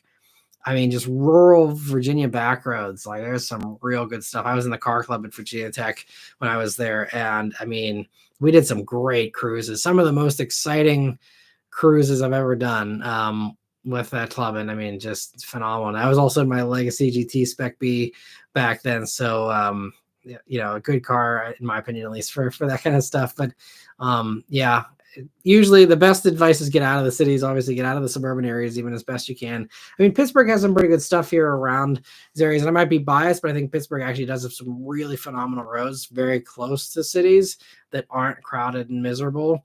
And so I think there's some pretty solid stuff here in southwestern PA, and PA in general has some pretty good stuff, I'd say, too. But there's also, I mean, Vermont's got some amazing roads. Any place that just has mountains nearby, usually a pretty safe bet for some good roads. And also, if any of you, this is not a plug or any like actual like sponsored thing, but I just rediscovered recently the Porsche Roads app. It's just called Roads, I think, but it's like Roads by Porsche or something. It's a really cool app that I wish I was getting paid for this. It's a really cool app that basically you say, this is my current location or whatever, and there's a community of people that have contributed routes, and there's a bunch of them based on what you like, as far as, do you like long straightaways, do you like really tight windy stuff, the duration of the drive, and it's really handy. I've used it a couple times in the past if I've been out of town and I need to find a good driving road without having to stare at a map for 30 minutes. I can just go on there and kind of get some good roads really quickly. But it's really cool. So if you're ever wondering for your area, or if you're on vacation with a cool rental car or anywhere, might be an app worth downloading. Again, no compensation for that, but it's a really cool app if you want to have fun. I think that's a cool thing to have there. But see, Jazz also says the drive from Swickley to North Hills is a beautiful drive. It is, in fact. Yeah, I enjoy that one myself. That's right around here. And some really good stuff in Swickley. The only problem with Swickley, for anyone that's hyper local, is there's very low speed limits and a high police presence. And so you really are either rolling the dice or you can't actually have a ton of fun. Some of the other roads are a little less traveled and it's a little bit better, but there's phenomenal roads in Swickley. I wish they would do like a rally or something where they would close the roads down so people could actually properly enjoy those roads. But there's like, multi-million-dollar houses on half of them. And it's like, those people don't want to be inconvenienced and annoyed. So it'll never happen, but man, that's some phenomenal roads. But anyway, so yeah, we are almost finished here. Let me wrap up here. I see Jazz says DC has also height limitations and is very scenic. The parkways around DC area on a Sunday can be very nice. Yeah, Blue Ridge Parkway is, one of those really cool ones as well. But let me see. When I get to the other final few member questions here before we move on here. So Goth Rocker says, I agree about Volkswagen Beetles. Was truly the people's car. Only one fan belt. So easy to work on. Now all German cars are insane to work on and are unreliable. My dad had an old Beetle. So simple, easy to live with. Yeah. And that's why I think an EV Beetle would be great, because it's pretty simple. I mean, yes, it's not the thing you can fix in your garage, but like an electric motor is a very simple thing. And if you keep it simple, you should never have any issues with it. The other stuff around it, maybe, sure. But, I think they could hopefully do something fairly simple still. and kind of get back to that again. And I see Darnell says people don't want a Beetle, 2 doors and small storage. Whoever nails the electric CV with a great marketing campaign is the winner. Volkswagen messed up with the van being expensive. Yeah, and I hope we see some lower trims of the van come down. But you're right. I mean, that's, I think, also why Volkswagen won't do a new Beetle. It's because, yeah, everyone does want something gigantic. But yeah, and I guess the Fiat 500e not selling well is proof that an electric Beetle probably is, good to not have for Volkswagen. But I wish it would do better. I think it's been like radio silence on the new Bolt from, Chevy. And I feel like they're cooking up something amazing with that. Cause I mean, they killed off XT4 sooner than anticipated, I think, to make more room in the factory. I think they're really anticipating the factories in America.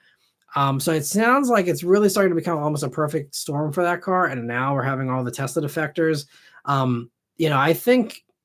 don't know what they're going to do with Bolt. I know zero about it, but based on, the last Bolt, I think was actually a really solid little car. And if they have a new gen version that's fantastic, then they can actually keep the price low. That could really be that huge deal people's car. And I think Equinox EV already gets pretty close as it is. A little expensive to truly be considered, a super affordable EV. But I mean, there's some really good lease deals on them. You can pick one up, under $200 a month. Bunch of space, bunch of range, still 300 miles of range, so it's not this penalty box or anything like that. Over 200 horsepower and all this. I think Equinox EV is probably the closest we have to that right now. But I think that we will, see more with Bolt being even cheaper, I think. And, I think even GM had said something, they want to do a 25 grand one as well, which could be Bolt, could be something else. I don't know, but I'm excited to see that, which I think is coming at some point this year. But again, I haven't heard anything. There's been no teasers. There's no spy shots that I've seen, like nothing. So they're either keeping that thing, under super secret, lock and key, or I don't know what's going on, but I'm surprised we haven't heard anything about it whatsoever, but I'm excited for it. And Harsher says Volkswagen should make a Mark 1 sized Golf EV, make an EV light and small as well as fun to drive. It would make EVs have a better reputation. It would do to EVs what the original Golf did to small cars. Well, that's kind of what the ID1 and the ID2 are going to be, is very small like that. And I think they are. I think ID1 is like even smaller than Polo. That Europe gets. I'm not sure exactly how it compares to the first gen Golf size wise, but it's pretty small. And of course, we're not going to get here in the States. We might get ID2. They haven't said, but ID1, there's no way. Because again, like Darnell says, people don't want something small. But people might get more desperate if it's that or a bicycle. Maybe people will actually be more open to it. I don't know. We'll see. But let me see here. So we are, across the 2-hour mark here. But I'm going to last few questions here. Confirmation says, do you think the U.S. should get the Lexus LBZ Maurizio RR or an equivalent Toyota in the U.S.? I would love to get that here. I wish we could. I don't know. I think if Kia Corolla didn't have like the drop off and hype that it had, we might have seen it. But the problem is that's, the LBZ, we don't get that here in the States. The best you could see is maybe them throwing that into the Lexus UX and, the same kind of thing, kind of how we saw, we don't get GR Yaris, but they put everything in a Corolla. And then we got that same kind of fun, just in, an American package in a way. I think we could have seen that with UX. I think UX is kind of old though, so probably a little bit of a harder sell. But I think, that might have happened. Now, though, I don't know, because again, it seems like sentiment has kind of soured a little bit on GR Corolla, sadly, for some people. So I think that's why we probably won't get that, but I would absolutely love to see it. I see TFI says, UX. So it's possible to, I already answered the question for me, TFI. Thanks so much for that. And confirmation says a Discord link. Send me a message. I can also just do a new member post, I guess, but the Discord link kind of expires every once in a while. So that's why I just say anyone who wants to be in the Discord server, send me a message. It's only 4 members. It's one of the member exclusive things, but if you want to be in it, send me a message. I'll send you the link. And there's a verification process you have to go through where it checks to make sure that you are a member, and then it lets you in. But hopefully it worked for Rick, I think, this week without any issue. But definitely send me a message confirmation. Pick your social media platform. I'm on, I think, most of them for the most part. And I try and check messages pretty regularly on all of them. And I can send you the message or the link there. And Brandon says maybe do a Fast and Furious movie night. That'd be fun to just, yeah, sit back and watch all of them and kind of commentate live. That, I mean, I think copyright wise, that probably, I don't know, maybe do people do that? I don't know if that's something that people actually do on YouTube, but I'd be up for it if it could be something I could actually like do without getting a copyright strike for. That'd be that'd be totally something I'd be up for. And Harsha says, remember the Dodge Nitro, goofy SUV that was terribly unreliable and looked like an Optimus Prime's less cooler brother.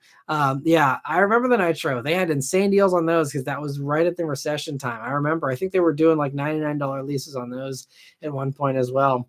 And honestly, I mean, I didn't think it looked terrible personally, but it was just, yeah, like again, it seemed like they fell apart really quickly. And Trent Gargras is a co-worker with a Nitro. Well, at least one of them's still out there. I'm curious how it's treated them, but that's funny. Confirmation says, I want to drive an Isuzu Axiom. I always want to drive one of those too. Another movie tie-in. I mean, Spy Kids, anyone else is a 90s kid, saw Spy Kids in the theaters, and like the Isuzu Axiom, that was like, you know, the reveal of that thing, I think, was like in that movie. And that was like the coolest looking thing at the time. And I've never driven one, never sat in one, but I always thought that was like so cool, and that should have sold so well.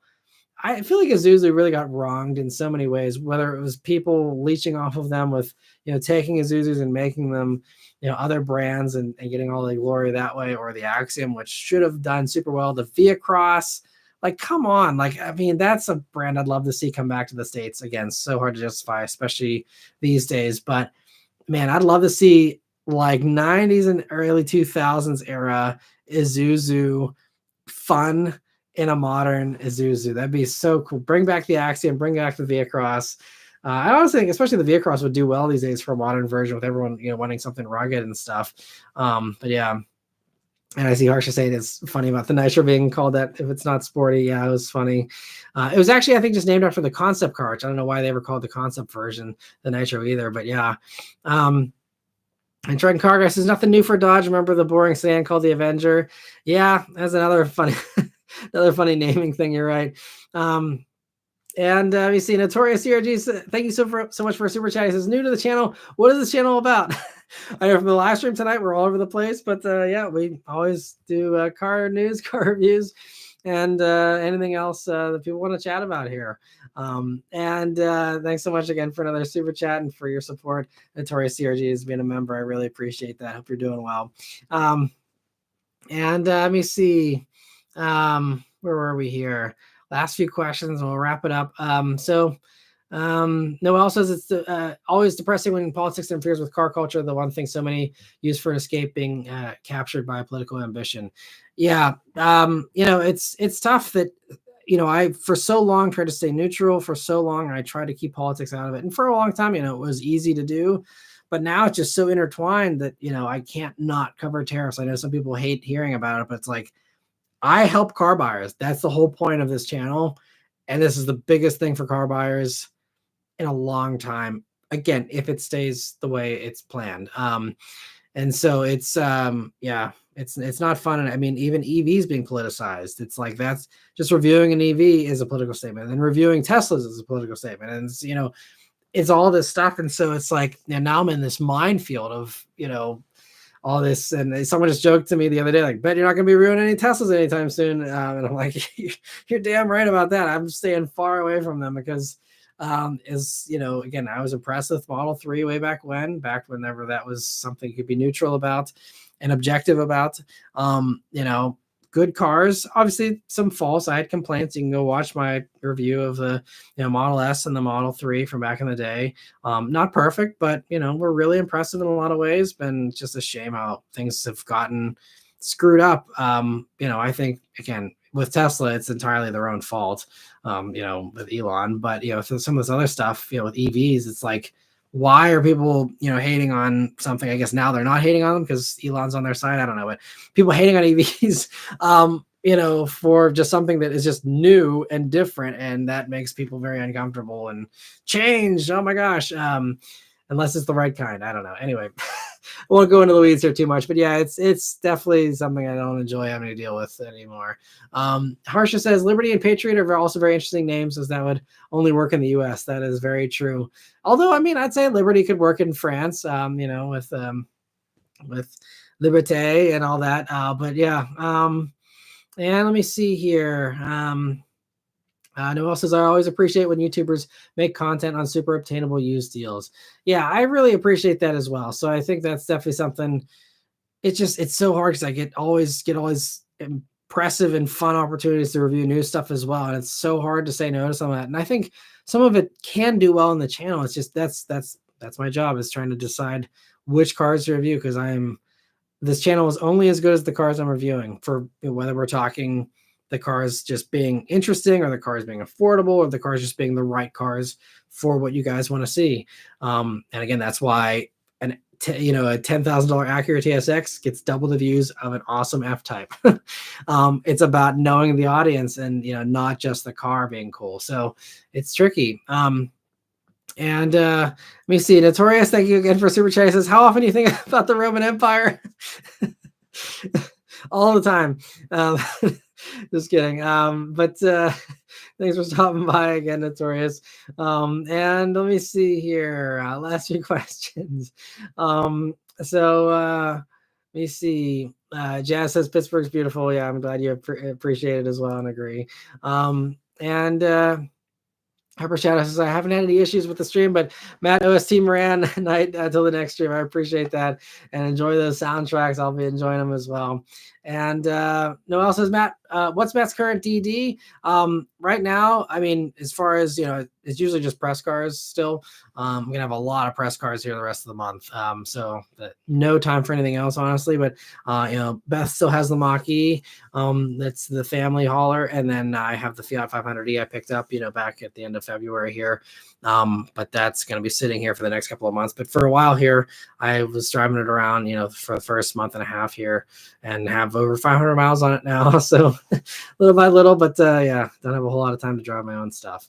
And confirmation, thank you for another super chat here. He says, what's the airspeed velocity of an unladen swallow? I can't answer that question either. Wish I knew. But let me see. And yeah, everyone else just saying farewell here.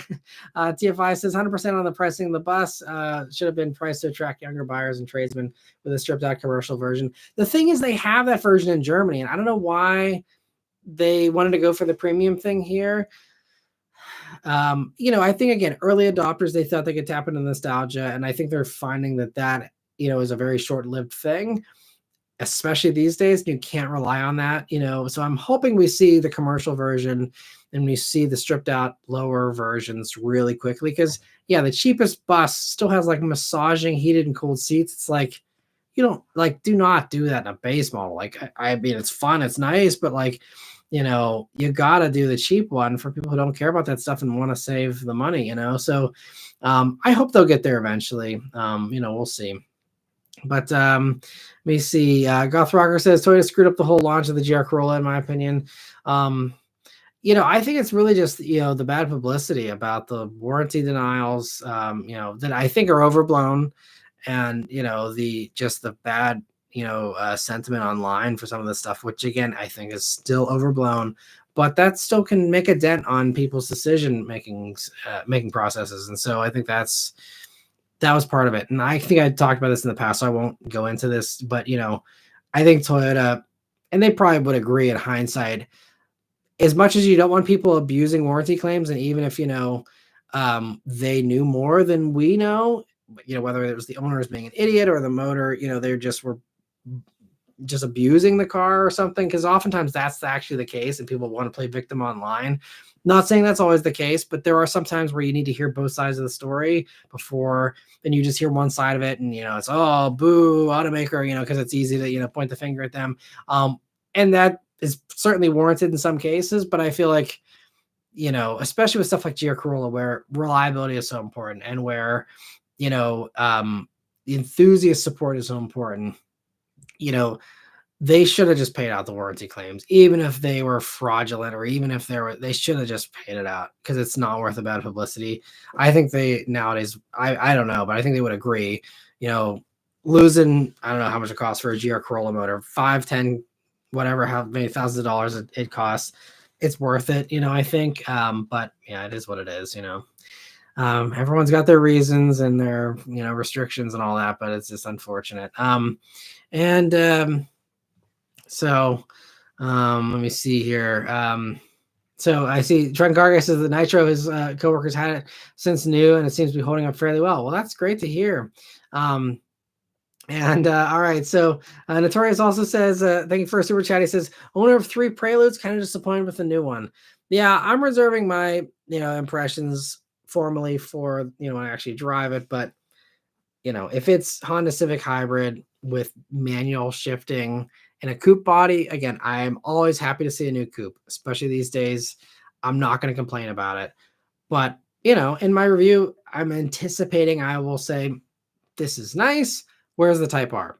Because that's what everyone wants. And obviously they can't launch with that, but I do wish they would have at least had a manual option. I wish Prelude, if they do just copy and paste the hybrid powertrain, that's fine. Offer that, but at least also offer a Civic Si powertrain because it's right there. They can bolt it in. Why not just offer that with the manual, obviously, and do that as another version that maybe even comes in a little cheaper. You have the top hybrid stuff like you see with Accord and CRV. Have that for a premium version of the Prelude, but if you want a stripped out version, sell it for $1,000 more than SI or something with SI powertrain. I think you have a better recipe for success there with that. And again, the parts are all there. It's easy. Why not? And maybe they will someday. I don't know. But Honda also has a lot of low-hanging fruit that they ignore constantly, and it drives me crazy, that are easy things to do that would make fans happy, that would make them great money, and just make sense. And they just oftentimes just don't do that. So, it is what it is. But so I'd like to say the logical thing is there will be a version of the Prelude that, gets, SI powertrain or something. But, I think I know not to assume that that's going to prevail, unfortunately. But anyway, Fuchs says, good week, everyone. Hope everyone, or hoping one day very soon buying a car doesn't feel like timing the stock market anymore. Right. That's a good way to put it. It is kind of the same thing as someone who tried to dabble in stock trading and wasn't super successful. It's tricky. It's yeah. And hopefully, yeah, we'll see what happens this week. Every week's a roller coaster here these days. So TFI says, Honda Japan, no Acura. You can't have a 2-door Integra. Also Honda 2-door hybrid Prelude. Right. Yeah. And I also hope we do see at least a 2-door Integra based on Prelude. That's another low-hanging fruit thing that's very easy. They could do, again, to make fans happy, make them price some money as well. Not hard, but will it happen? Pessimistic me says no. We'll see what happens though. And I see Notorious says he just wants the styling to be better. Okay, well, I mean, yeah, I know some people have said it looks like it's a coupe version of a Prius or something in some ways as well. I agree. It isn't the most distinctive Honda for sure. But I mean, I don't think it looks bad personally, so I don't know. I mean, but yeah, everyone's obviously different on that. That's subjective, but we'll see how it does sales-wise. I mean, it's a coupe, so it's got an uphill battle. It might be a short-lived thing. I don't know how they ever approved it, honestly, because they got rid of Civic Coupe. They told us because sales weren't good enough. Maybe it was because they were just planning Prelude all along, but I don't know. Companies struggle with coupes, so we'll see if Prelude can stick around or not. That might be kind of a flash in the pan that quickly goes away. We'll see. But anyway, time to sign off here. Confirmation. Thank you for another super chat. He says, bring the Mazda 6 back, you cowards. Right? Yeah, I know. I'd even be happy with just that EZ6 that China gets, and now it's going over to the rest of Europe. I'd love to see that here, honestly. But yeah, any kind of Mazda 6 would be great. Mazda just needs to do a bigger version of everything in that lower segment that all need redos and new generations anyway. We need a bigger Mazda 3. We need a bigger CX-30 because they're losing sales. Both of those vehicles have dropped off. Everything else in Mazda is doing well. Everything with a usable back seat is doing well at Mazda. And Mazda 3 and CX-30 are just not doing well. Even though Mazda had their best sales month ever last month, despite the fact that CX-30 and Mazda 3 are not performing well. they gotta get new versions of those out soon, but I don't know if it's happening soon. But in the meantime, it's just, yeah, they're gonna lose a lot of market share in this small car and small, subcompact SUV segment as a result. So we'll see. But anyway, Harsha says same thing about the Mazda Speed 3. I actually saw one of those just today. It was just behind me, actually. I was like, wow, I haven't seen one of those in a while either. And TFI wants a Mazda 5 minivan. I want to cosplay being a dad. Well, there's lots of fun minivans out there that you can do that in if you want. And yeah, dad life is fun, that's for sure. But anyway, I'm going to sign off here. But thank you so much, everyone, for stopping by tonight. And I hope you have a good week here. This week's going to be a little different. There's no car reviews coming. It's just going to be coverage from the New York Auto Show. So a bunch of new stuff here coming out. Might have a few surprises depending on, how things are looking here for the auto show. So going to try and, get stuff out as quickly as I can. I won't be as fast as all of my, friends out there that, post these videos right there on the show floor immediately. But going to post some stuff here from the auto show this week. So I hope you guys enjoy that. And a little bit of a change of pace from the usual car reviews and stuff. But hope you enjoy that. Thanks so much for stopping by. And I'll see you guys on the next one here. Take care.